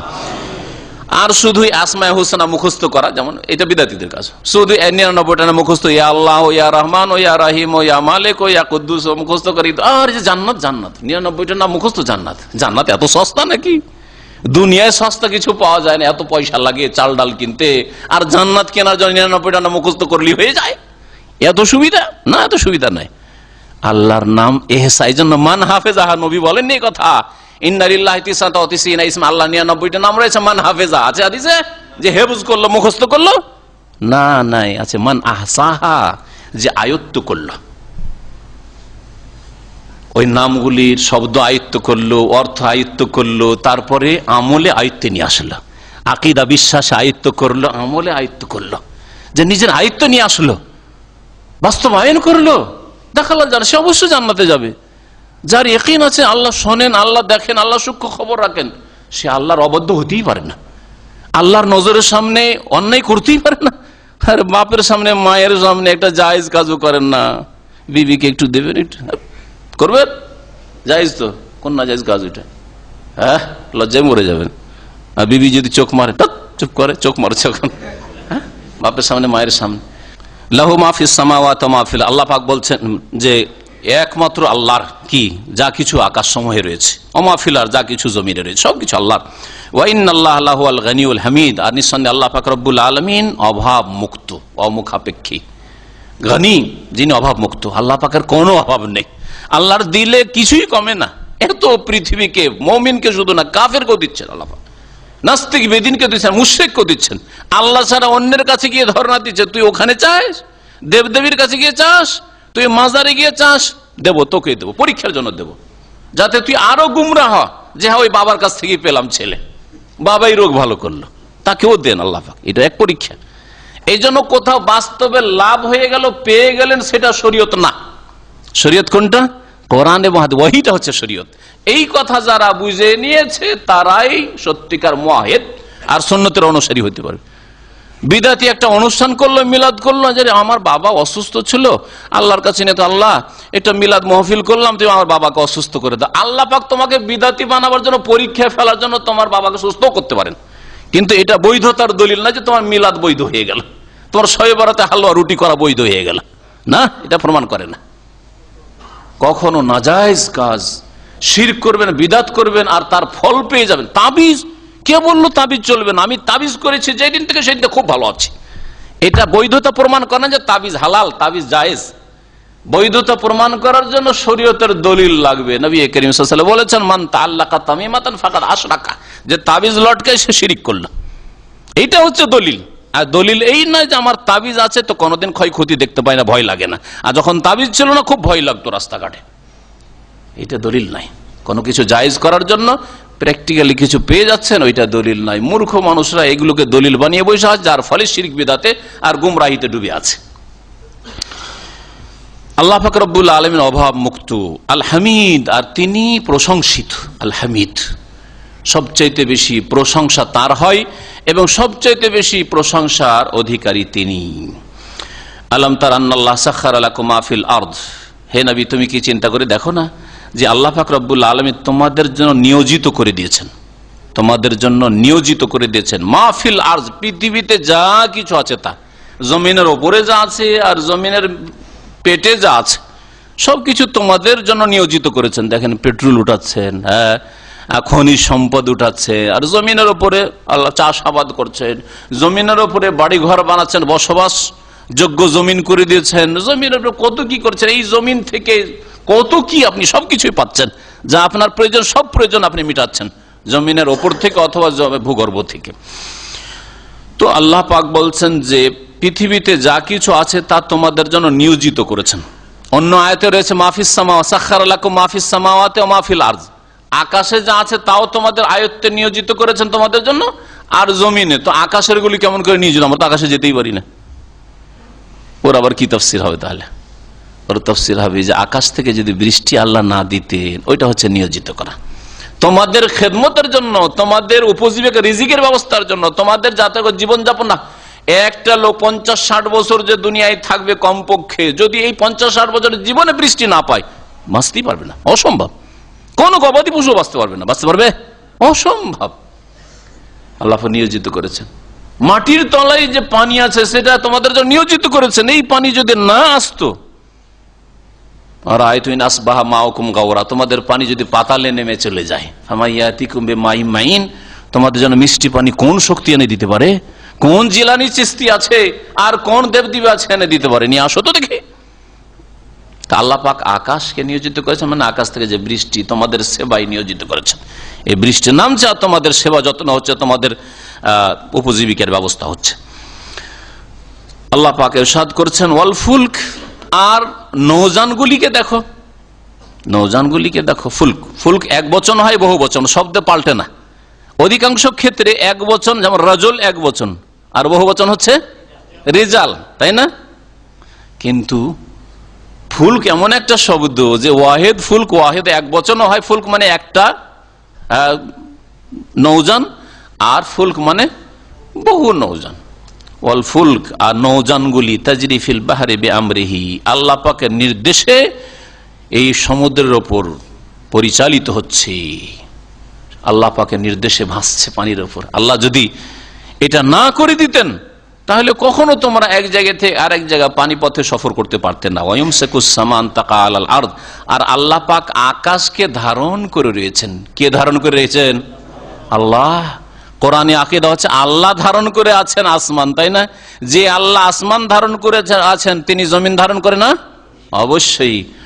আর গৌস কুতুবওয়ালাদের আকীদা যে প্রত্যেক গ্রামে গ্রামে কি আছে, একটা করে আল্লাহর কুতুব আছে, সেই এলাকাটাকে ধ্বংস হওয়া থেকে ধরে আছে, আসমান ধরে আছে, জমিন ধরে আছে। এই পড়বি না, এই গ্রামওয়ালাকে ধ্বংস করবি না, এরা থাক, এখনো আমি বাঁচাইতে চাই, এ রক্ষা করতে চাই। আউযু বিল্লাহ, কি কুফরি আর কি শিরকি, কি কোরআন বিরোধী আকীদা। এটা যদি হিন্দুদের আকীদা হইতো, এটা যদি খ্রিস্টানদের আকীদা হইতো, এটা ইহুদিদের আকীদা হইতো, নাস্তিকদের আকীদা হইতো, তো এত আক্ষেপ হইতো না। কিন্তু যাদের ঘরে কোরআন রয়েছে, যাদের ঘরে হাদিস রয়েছে, আর যাদের অন্তরে কালেমা রয়েছে, বলছে কোন কালেমা তোমাদের অন্তরে রয়েছে যে সবকিছু গায়রুল্লাহকে দিয়ে দিলে, শুধু মন্ত্র পড়লে লা ইলাহা ইল্লাল্লাহ, আল্লাহর শুধু মন্ত্রটাই পড়লে। ওয়ায়ুমসিকুস সামা, আল্লাহ বলছেন আকাশকে আল্লাহ পাক ধরে রয়েছেন, ধারণ করে রয়েছেন, আনতাকা আলাল, আর যাতে করে এই জমিনের উপর আকাশ ভেঙে না পড়ে, পতিত না হয়। ওয়াকা ইয়াকাও মানে পড়ে যাওয়া, পতিত হওয়া, যাতে করে জমিনের উপর পতিত না হয়। এখানে আছে লে আল্লাহ তাকা, আরবি গ্রামার এটা, লে আল্লাহ, লে আল্লাহ বা আল্লাহ তাকা, যাতে করে ভূমির ওপর পতিত না হয়। ইল্লা বেজনি, যদি জমিনে আকাশ ভেঙে পড়ে তো সারা পৃথিবী ধ্বংস হয়ে যাবে, সারা পৃথিবী ধ্বংস হয়ে যাবে। ইল্লা বেইজনি, তবে আল্লাহ পাকের অনুমতি ক্রমে, আল্লাহ যখন অনুমতি দিবেন এই আসমান ধ্বংস হওয়া, ইজাস সামাউন ফাতারাত হয়ে যাবে, ইজাস সামাউন শাক্কাত, ওয়াইজাল আরদু মুদ্দাত ওয়ালকাত মা ফিহা ওয়া তাখাল্লা, সবকিছু ধ্বংস হয়ে যাবে। ইজা জুলজিলাতিল আরদু জিলজালাহা, ধ্বংস হয়ে যাবে। আল্লাহ পাক বলছেন তারপরে ইন্নাল্লাহ বিন নাসি লারাউফুর রহিম, নিঃসন্দেহে আল্লাহ পাক রব্বুল মানুষের উপর বড়ই অনুগ্রহশীল, রউফ, রহিম আর দয়াবান। মানুষের উপর, কাফের উপর দয়াশীল, না হলে কাফেরকে খেতে দিতেন না, শ্বাস প্রশ্বাস দিতেন না, আর সুস্থতা দিতেন না, চলাফেরা দিতেন না, নেতৃত্ব দিতেন না, পয়সা দিতেন না, পানি দিতেন না। আল্লাহ পাকের কত নিয়ামত রয়েছে, সৃষ্টি করতেন না। এই কাফের প্রজন্মকে দিব শেষ করে, কিছু রাখবো না। আল্লাহ পাক বড়ই দয়ালু। ওয়া হুয়াল্লাযী আহইয়াকুম, আল্লাহ সেই সত্তা যিনি তোমাদের জীবন দান করেন, প্রাণ দান করেন। সুম্মা ইউমীতুকুম, অতঃপর তোমাদেরকে মৃত্যু দান করবেন। তোমাদের হায়াত পৃথিবীতে আসলে তারপরে মৃত্যু দান। সুম্মা ইউহয়িকুম, অতঃপর তোমাদেরকে পুনর্জীবিত করবেন, আবার কবর থেকে পুনরুত্থিত করবেন জীবন্ত করে। ইন্নাল ইনসানা লাকাফুর, নিঃসন্দেহে মানুষ কি, মানুষের আসল হচ্ছে বদ স্বভাব, কি অকৃতজ্ঞ হওয়া। লাকাফুর এখানে কুফরি মানে অকৃতজ্ঞ, অকৃতজ্ঞ হওয়া। সে অকৃতজ্ঞ দুই রকম। অকৃতজ্ঞ, বড় অকৃতজ্ঞ হচ্ছে কাফের, যে আল্লাহ পরকালকে অস্বীকার করে অথবা আল্লাহর তাওহীদ করতে অস্বীকার করে, আল্লাহ পাকের দিনের বিধিবিধানকে অস্বীকার করে। আর অকৃতজ্ঞ যারা আল্লাহ পাকের বিধিবিধানের ফরজ ওয়াজিব আদায় করে না, হারাম নাজায়েজ থেকে বেঁচে থাকার মুসলিম সমাজের ফাঁসে গুনাহগার লোকেরা, এরাও কাফুর, আল্লাহ পাকের শুকরিয়া আদায় করে না। দুনিয়ার কোন মানুষের খুব শুকরিয়া আদায় করে, থ্যাঙ্কস থ্যাঙ্কস, আর আল্লাহ পাকের শুকরিয়া নেই তাদের খাতায়। কাফুর, মানুষের স্বভাব হচ্ছে কাফুর। আল্লাহ পাক রব্বুল তারপর ইরশাদ, লিকুল্লি উম্মাতিন জাআলনা মানসাকা, প্রত্যেক সম্প্রদায়ের জন্য ইবাদতের নিয়ম পদ্ধতি নির্ধারণ করেছি। লিকুল্লি উম্মাতিন মানে উম্মাতা নবীন, প্রত্যেক নবীর উম্মতের। তাফসীরকাররা বলছেন প্রত্যেক উম্মত, কিছু নবীর উম্মত আছে, আর কিছু উম্মত আছে যাদের কোনো নবী নেই, তারা নিজের ধর্মকে বানিয়েছে, তৈরি করেছে। শিরকের ধর্মগুলি ওই কোনো নবীর নিয়ে আসা ধর্ম নয়। বহুত্ববাদের যতগুলি ধর্ম রয়েছে, তাহলে প্রচলিত যে পৃথিবীতে ধর্ম রয়েছে, ধর্ম দুই ভাগে বিভক্ত। কিছু ধর্ম আছে যেগুলি আল্লাহ নাজেল করেছিলেন আম্বিয়া রাসূলগণের উপর, তাওরাত, ইনজিল, নাজেল মুসা আলাইহিস সালাম, ঈসা আলাইহিস সালাম, দাউদ আলাইহিস সালাম, এদেরকে পাঠিয়েছেন। মুহাম্মদ রাসূলুল্লাহ সাল্লাল্লাহু আলাইহি ওয়াসাল্লাম, তারা প্রত্যেক নবীর উম্মত রয়েছে। সেই উম্মত আসল জায়গায় থাক অথবা সরে যাক, যেটা এখন আলাদা বিষয়। এরা আবার দুই ভাগ হয়েছে। যেমন ইহুদি, খ্রিস্টান, তারা মুসা আলাইহিস সালাম, ঈসা আলাইহিস সালাম, দাউদ আলাইহিস সালাম, তাদের আদর্শ থেকে দূরে সরে গেছে। তো এমনকি তাওহীদের ক্ষেত্রেও তারা শিরক কুফরিতে লিপ্ত হয়েছে। তারপরে তাদের এই যে জীবন বিধান ছিল, সেটা ছিল ওল্ড সিলেবাস, পুরাতন সিলেবাস। সেই সিলেবাসকে ক্যান্সেল আল্লাহ রহিত ঘোষণা করেছেন, আর নিউ সিলেবাস, নিউ এডিশন আল্লাহ পাক পাঠিয়েছেন আল কোরআনুল কারীম। তাদেরকে যুগে যুগে ওই নবী রাসূলগণ বলেছেন, মুসা, ঈসা বলেছেন যে মুবাশশিরাম বিরাসূলিন ইয়াতি মিন বাদি ইসমুহু আহমদ, কিন্তু তারা মানেনি। কিছু ধর্ম অবলম্বী রয়েছে যারা নিজেদের যুগে যুগে তাদের কিছু সমাজের কিছু ধর্মগুরুরা নিজেরা আবিষ্কার করেছে, রচনা করেছে, নিজেরা রচনা করেছে। এইরকম ধর্ম রয়েছে। প্রত্যেক নবীর উম্মতের জন্য ইবাদতের পদ্ধতি আল্লাহ পাক যুগে যুগে নাযিল করেছেন। এই ইবাদতের পদ্ধতিগুলিতে মৌলিক বিষয়গুলি এক, উসুল বুনিয়াদী জিনিসগুলি এক, আর ফরু যেগুলি শাখা প্রশাখা বিষয় এগুলি ভিন্ন। এই জন্য নবী করিম সাল্লাল্লাহু আলাইহি সাল্লামের সহিহ হাদিস, সহিহ বুখারীতে রয়েছে যে নবীদের তুলনা কেমন, আল আম্বিয়া ও বানুল আল্লাত, নবী রাসূলগণ হচ্ছে সৎ ভাইয়ের মতো। হ্যাঁ, সৎ ভাই, বৈমাত্রীয় ভাইয়ের মতো। আবুহুম ওয়াহিদ ওয়া উম্মাহাতুহু শাতান, সৎ ভাই কাকে বলে? বাপ এক আর মা একাধিক, দুই বা তার বেশি, দুই তিন মা থেকে হয়েছে। হ্যাঁ, এরা হচ্ছে বানুল আল্লাত, আল্লাতি ভাই আরবি ভাষায়। নবীদেরকে এরকম বললেন, কিরকম? নবীর উম্মতরা এরকমই, তাদের দীনহুম ওয়াহিদ, দিনের আসল মূলনীতি হচ্ছে এক, আকীদা হচ্ছে এক, আর ফুরুউহুম শাখা প্রশাখা, শরীয়তের বিধিবিধান হচ্ছে সাতটা, বিভিন্ন রকমের। 5 ওয়াক্ত নামাজ আমাদের রয়েছে। মুসা আলাইহিস সালাম, ঈসা আলাইহিস সালাম, নামাজ আসল মূল বিষয় নামাজ ছিল, সিয়াম রোজা ছিল, যাকাত ছিল। হ্যাঁ, এইভাবে দিন ইসলামের মৌলিক নীতিমালা, আকীদার বিষয়গুলি, আল্লাহ পরকালের প্রতি ঈমান, সবগুলি ছিল। জান্নাত জাহান্নাম সব এক ছিল। কিন্তু শাখা প্রশাখা, বিধিবিধান, মাসলা মাসাইল, হালাল হারাম, এটা হালাল ওইটা হারাম, এটা জায়েজ ওইটা নাজায়েজ, এই বিষয়গুলিতে পার্থক্য ছিল। তারপরে সেই দিনগুলিকে আল্লাহ পাক রহিত করে দিয়েছেন। তো এটা শরীয়তের বিধানের দিক থেকে যেন বলা হয়েছে যে প্রত্যেক নবীর উম্মতের জন্য আল্লাহ পাক যুগে যুগে ইবাদতের নীতিমালা দান করেছেন। মানসাক মানে হচ্ছে ইবাদতের বিধিবিধান বা তরিকা পদ্ধতি।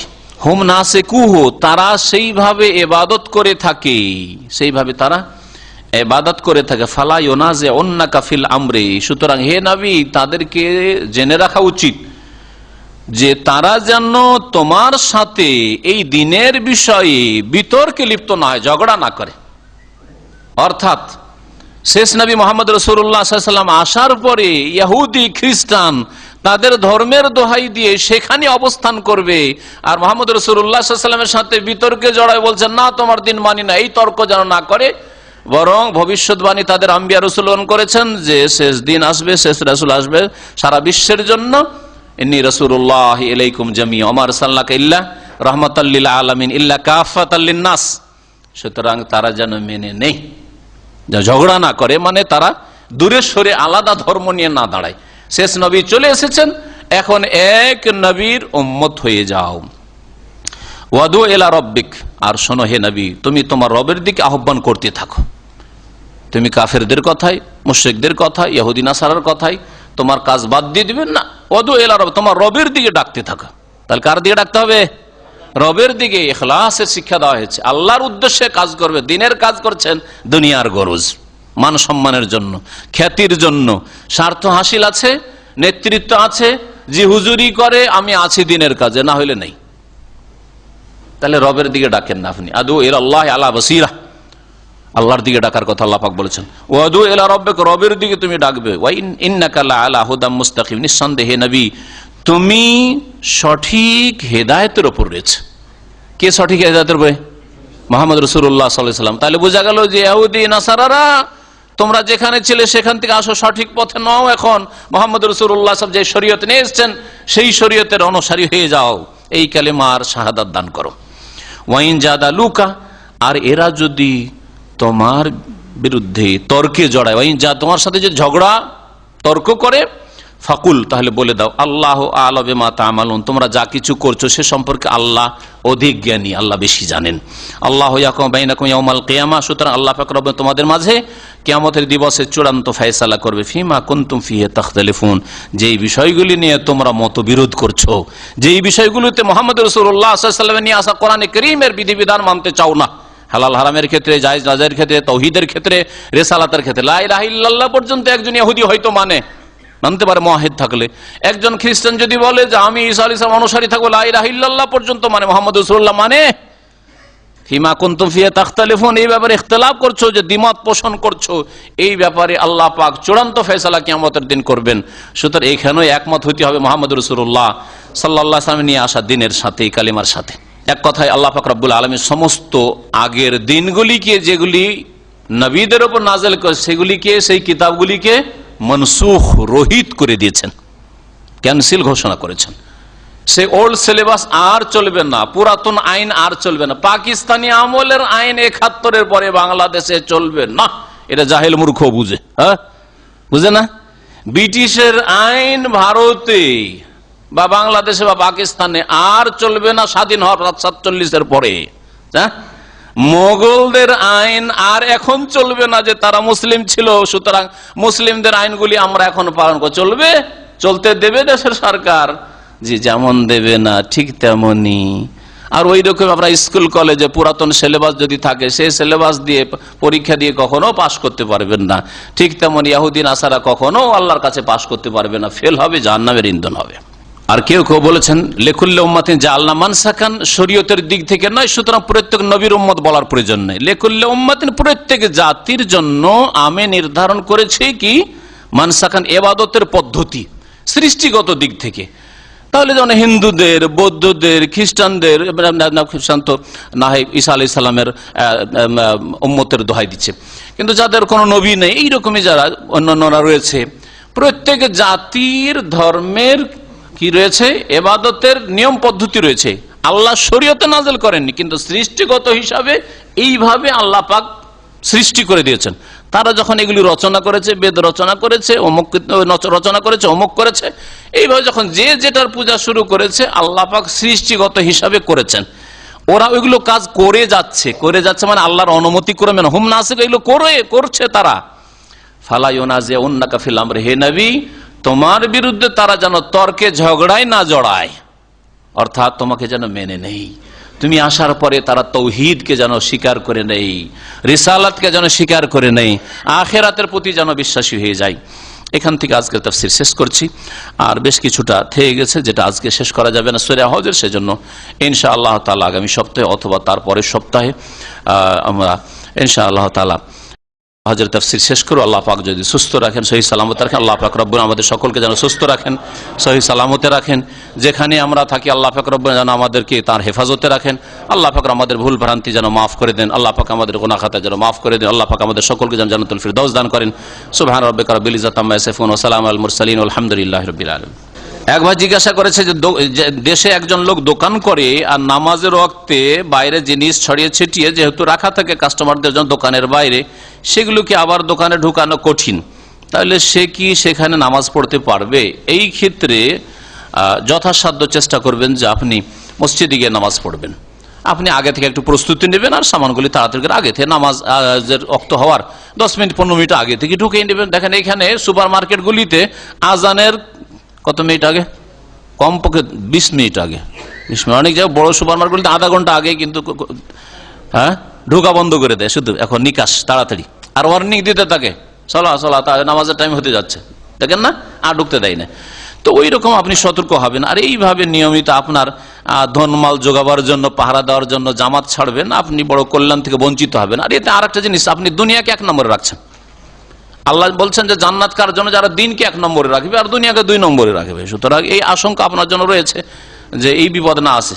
জি, ওয়া আসার আল হায়াত দুনিয়া, দুনিয়াকে দোকানকে 1 নম্বরে, এরকম যেন না করে। রাস্তায় পেশাব করার পরে পানি না পেলে টিস্যু দিয়ে কি পরিষ্কার করা যাবে? হ্যাঁ, দেখবেন, কিন্তু টিস্যুর আগে দেখবেন মাটি পাওয়া যায় কিনা, বালি পাওয়া যায় কিনা, ধুলো পাওয়া যায় কিনা, সেটা হচ্ছে উত্তম। আর যদি তা না পাওয়া যায় তাহলে টিস্যু ব্যবহার করবেন। আর যেমন 3টা পাথর অথবা 3টা ঢিলা বা 3 বার মাটি ব্যবহার করার কথা বলা হয়েছে, ওই রকমই টিস্যু 3 দিক থেকে বা 3টা ব্যবহার করবেন যদি পানি না পান তাহলে। আর পানি থাকলে এই টিস্যু মিস্যু এইসব বিদাতি কাজ। দাড়ি যদি ছোট করে রাখে তাহলে সমস্যা আছে কিনা? হ্যাঁ, সমস্যা অবশ্য আছে। নবী সাল্লাল্লাহু আলাইহি ওয়াসাল্লাম দাড়ি ছোট করেন নাই, তাহলে আপনি নবী সাল্লাল্লাহু আলাইহি ওয়াসাল্লামের মতো চেহারা পছন্দ করেন না, সেই জন্য দাড়ি ছোট করতে চান, দাড়ি ছোট করবেন না। আর দাড়ি এইভাবে সাইজ করা, এই যে শুরু হয়েছে আজকাল সাইজ, এইসব সাইজ দাড়ি নয় আসলে। দাড়ির মতো হইতে হবে, যাতে দূর থেকেও বোঝা যায় যে হ্যাঁ দাড়ি আছে। শাহজালাল কি আল্লাহর ওলি? হ্যাঁ, ওলি বলা যাবে কি না? যে কোনো মুসলিম আল্লাহ পাকের ওলি। আমাদের কাছে শাহজালাল মুসলিম একজন, মুসলিম আলেম অথবা ধার্মিক লোক, আল্লাহর ওলি। সুতরাং আমরা এটাই বলবো। কিন্তু তিনি মারা গেছেন তার আকীদা নিয়ে, তার ইবাদত নিয়ে মারা গেছে। তার আকীদায় যদি বিভ্রান্তি থাকে, ওয়াহদাতুল ওজুদ থাকে, হুলুল থাকে, আর এইরকমের যদি বিভ্রান্তি থাকে, তাহলে আল্লাহর কাছে তিনি যা নিয়ে গেছেন তা অবশ্যই পেয়ে গেছেন। আল্লাহ পাক কোরআনে কারিমে বলছে যারা দুনিয়া থেকে চলে তাদের সম্পর্কে কোনো ভালো মন্দ মন্তব্য করার কোনো প্রয়োজন নেই। আসল হচ্ছে যে তারা মুসলিম মনে করি, আর ভালোই মনে করি। কিন্তু তিলকা উম্মাতুন কাদ খালাত লাহা মা কাসাবাত ওয়া লাকুম মা কাসাবতুম ওয়া লা তুসারুন আম্মা কানু ইয়ামালুন। সে শাহজালাল কি করেছে না করেছে, ওলি হইতে পারলো না, ওই চরখায় পরের চরখায় তেল দিতে আল্লাহ বলেন, নিজের চরখায় তেল দাও। ওয়া লাকুম মা কাসাব, তোমরা যা করবে তা পাবে। সুতরাং কি করছো করো, তোমরা আল্লাহর ওলি হও। প্রত্যেক মুসলিম আল্লাহ পাকের সাধারণ ওলি বন্ধু। শুনে রাখেন ভালো কথা, এটা হচ্ছে দ্বীন ইসলাম, কোরআনে কারিমের কথা। আল্লাহু ওয়ালিউল্লাযিনা আমানু, আল্লাহ মুমিনদের বন্ধু। তো প্রত্যেক মুমিন আল্লাহর বন্ধু, ঠিক না? আর খাস ওলি মানে এই কেরামতির ছড়াছড়ি আর এই বন জঙ্গলে ইবাদত উপাসনা করা, এগুলি নয়, এগুলি ভণ্ডামি। খাস ওলি যে যত বেশি তাকওয়া অর্জন করতে পারবে সে তত খাস ওলি। নবী সাল্লাল্লাহু আলাইহি ওয়াসাল্লাম সবচেয়ে বড় খাস ওলি। আম্বিয়া রাসূলগণ, সাহাবায়ে কেরাম, তাবেঈন, মুহাদ্দিসিন কেরাম, ফুকাহায়ে কেরাম, উলামা ইসলাম, খাদেম ইসলাম, যারা দ্বীনের খেদমত করেছে, তাওহীদ সুন্নাতের খেদমত করেছে, তারা আল্লাহ পাকের খাস ওলি হইতে পারবে। যত বেশি খাস হইতে পারবে তত বেশি খাস। যেমন আপনার কিছু খাস বন্ধু আছে, কিছু আম বন্ধু আছে, তাই না? সাধারণ বন্ধু বান্ধব আর কিছু খাস বন্ধু বান্ধব, যে কোনো দাওয়াতে ছাড়েন না ওদেরকে। আল্লাহ পাক রব্বুল আলামিনের ওই রকমই আছে। জি, নুরুল ইসলাম ফারুকি বলে যে যদি কেউ ব্যবসায়ের কাজে মক্কায় পৌঁছে এবং সেখানে গিয়ে সে অবস্থায় যদি হজ করে তাহলে হজ হবে, কিন্তু ফরজ হজ হবে না। তার মন গড়া কথা, হজ হবে আবার ফরজ হবে। বলেন যে দলিল, হাতু বুরহান কুনতুম সাদিকিন। কোরআন নীতিমালা যে ফতোয়া দেবে তাকে দলিল জিজ্ঞেস করবেন যে তোমার দলিল কি যে হজ হয়ে গেল আবার ফরজ আদায় হইল না, নফল হইল, এ কোন কথা হইল? এক কথায় আল্লাহর সন্তুষ্টির জন্য চাকরিতে এসে, ব্যবসাতে এসে বা হজের মাঠে এসেও যদি ব্যবসা করে আর ইখলাস আছে যে আল্লাহ তোমার সন্তুষ্টির জন্য আমি হজে এসেছি, তাহলে হজ কবুল হবে। আর যদি হজ 2 নম্বরে, হজ হোক না হোক, আমার পেট পূজা হলেই হলো, তাহলে ইখলাস নেই, সুতরাং সেই হজ মাবরুর হবে না, হজ মকবুল হবে না। আসল বিষয় হচ্ছে ইখলাসের বিষয়, যে আন্তরিকতা তার কতটা আছে সেটা আল্লাহ জানছেন, অন্তর্যামী।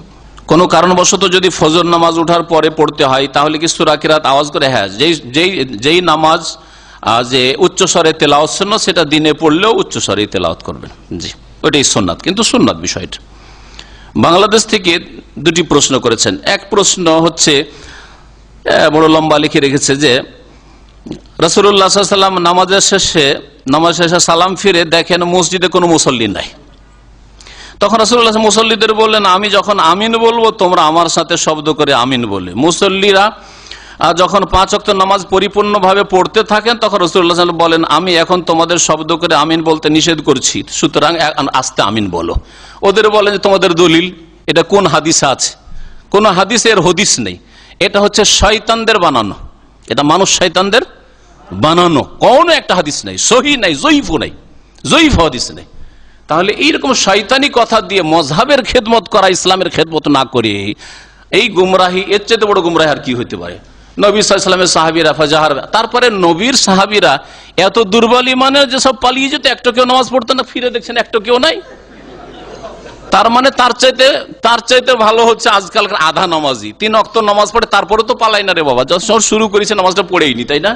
তাহলে আজকালকার ফাসেক মুসলমানও সাহাবীদের চাইতে ভালো, তাই না? কত মূর্খামি আর কত বড় গুমরাহ, কত বড় মিথ্যা অপবাদ! ইফতারা আলাল্লাহি কাযিবা, আল্লাহ সম্পর্কে, আল্লাহর দিন সম্পর্কে, আল্লাহ পাকের সাহাবায়ে কেরাম, আল্লাহ পাকের রাসূলের সাহাবায়ে কেরাম সম্পর্কে এই মিথ্যা কথা। আর এইরকমই রফুল এদান সম্পর্কে দ্বিতীয় প্রশ্ন, একজন মসজিদের ইমাম, কোন খিলক্ষেত না কোথাকার, উনি ওখান থেকে প্রশ্ন করেছেন আমাদের ভাইদের মাধ্যমে, বলছেন যে রাসূলুল্লাহ সাল্লাল্লাহু আলাইহি ওয়াসাল্লাম নামাজ পড়ানোর সময় দেখলেন লোকজন 2 হাতের বগলের নিচে ছোট ছোট পুতুল রাখছেন। কত দুর্বল ঈমান যে শিরক ছাড়তে পারছে না, আর বদরে ওহুদে জিহাদে জান দিয়ে দিচ্ছেন। আর আপনাদের যদি বলা হয় যে চলে আল্লাহর রাস্তায় কোথাও, যদি সরকার বলে, মানে শর্ত সাপেক্ষ, শর্ত পুরা হয়েছে জিহাদের, আর সরকার বলে চলো জিহাদের ময়দানে জান দিতে হবে, সব ফ্লাইট করে দেশে পালাইবেন, সব পালাইবেন দেশে, মুনাফিকি প্রমাণ হয়ে যাবে, ঠিক না? হ্যাঁ হ্যাঁ। আর রাসূলুল্লাহ সাল্লাল্লাহু আলাইহি ওয়াসাল্লামের সাহাবীরা পুতুল বগল করে নামাজ পড়ছেন, নাউযুবিল্লাহ। তখন রাসূলুল্লাহ লোকজনদের বললেন তোমরা রফেদানি করবে। তারপরে যদি রফেদান 3 বার কেন হবে? আর একবার প্রথমবার উঠা দিতে বগল থেকে পড়ে গেছে পুতুল, তো 3 বার কেন বলবে রাসূলুল্লাহ সাল্লাল্লাহু আলাইহি ওয়াসাল্লাম? যখন রুকুতে যাবে তখন একবার রফেদানি, রুকুতে উঠে আবার একবার রফেদানি, আবার 2, প্রথমখানে তো একটা আছে, 3টা আছে, 4 নম্বর হচ্ছে 4 রাকাত বিশিষ্ট নামাজে প্রথম তাশাহুদ থেকে উঠে আবার রফেদানি। এত রফেদানি কেন? একবারই তো পুতুল পড়ে গেছে। হ্যাঁ, কত বড় গুমরাহি, কোন জয়ীফ হাদিসও নেই। যে বদমাইশরা বলছে, ওই বদ প্রকৃতির বিদাতীদেরকে বলেন যে হাতু বুরহানাকুম, কোন হাদিস আছে একটা হাদিসটা রেফারেন্স রাখেন। আল্লাহ পাক রব্বুল আলামিন যারা হিদায়াত দান করেন এইসব গুমরাহদেরকে, আর আল্লাহ পাক আমাদের দ্বীনের খেদমতের তৌফিক দান করেন, কোরআন হাদিসের খেদমতের তৌফিক দান করেন, ওহীর খেদমতের আল্লাহ পাক তৌফিক দান করেন, রাসূলুল্লাহ সাল্লাল্লাহু আলাইহি ওয়াসাল্লামের প্রতি যা নাযিল হচ্ছে তার খেদমতের আল্লাহ পাক যেন তৌফিক দান করেন। আমার ছেলে নামাজ পড়ে না, এটা জরুরি প্রশ্ন। আমার ছেলে নামাজ পড়ে না, এখন আমার কি করেন? আপনার করণীয় হচ্ছে, যদি ছেলে নাবালক, মানে প্রথম সাবালক অবস্থা হচ্ছে, প্রথম দিকে আছে, 18 পর্যন্ত 20 পর্যন্ত, তাহলে আপনি সামলাতে পারবেন অনেকটা। আপনি নিজে না পারছেন, আপনার ভাই বেরাদর নিয়ে বসেন, আপনার সমাজের লোককে নিয়ে বসেন, আর বিচার সালিশ করেন। যদি নামাজ পড়ে তো ভালো কথা, আর যদি নামাজ না পড়ে তাহলে বাড়ি থেকে তাড়িয়ে দেন, বাড়ি থেকে তাকে তাড়িয়ে দেন। আর যদি বিবাহ শাদী হয়ে গেছে, সংসার হয়ে গেছে, অথবা বড় হয়ে গেছে, তাকে বাড়ি থেকে বের করে দেন, ও আলাদা করে খাক। কিন্তু বেনামাজি, আধা নামাজি আর এক সংসারে রাখবেন, এক অন্যে, আর তাকে নিয়ে খাবেন। সংসারের কাজে যখন বলছেন যা মাঠে যা, মাঠে যাচ্ছে, ঘাটে যা, ঘাটে যাচ্ছে, বাজারে যা, হাটে যা, হাটে যাচ্ছে, আর নামাজ পড়তে বলে নামাজ পড়ে না, এইরকম ছেলেকে রাখা বাড়িতে জায়েজ নয়। সাল্লাল্লাহু আলাইহি ওয়া সাল্লাম মুহাম্মদ ওয়া আলা আলিহি ওয়া সাহবিহি।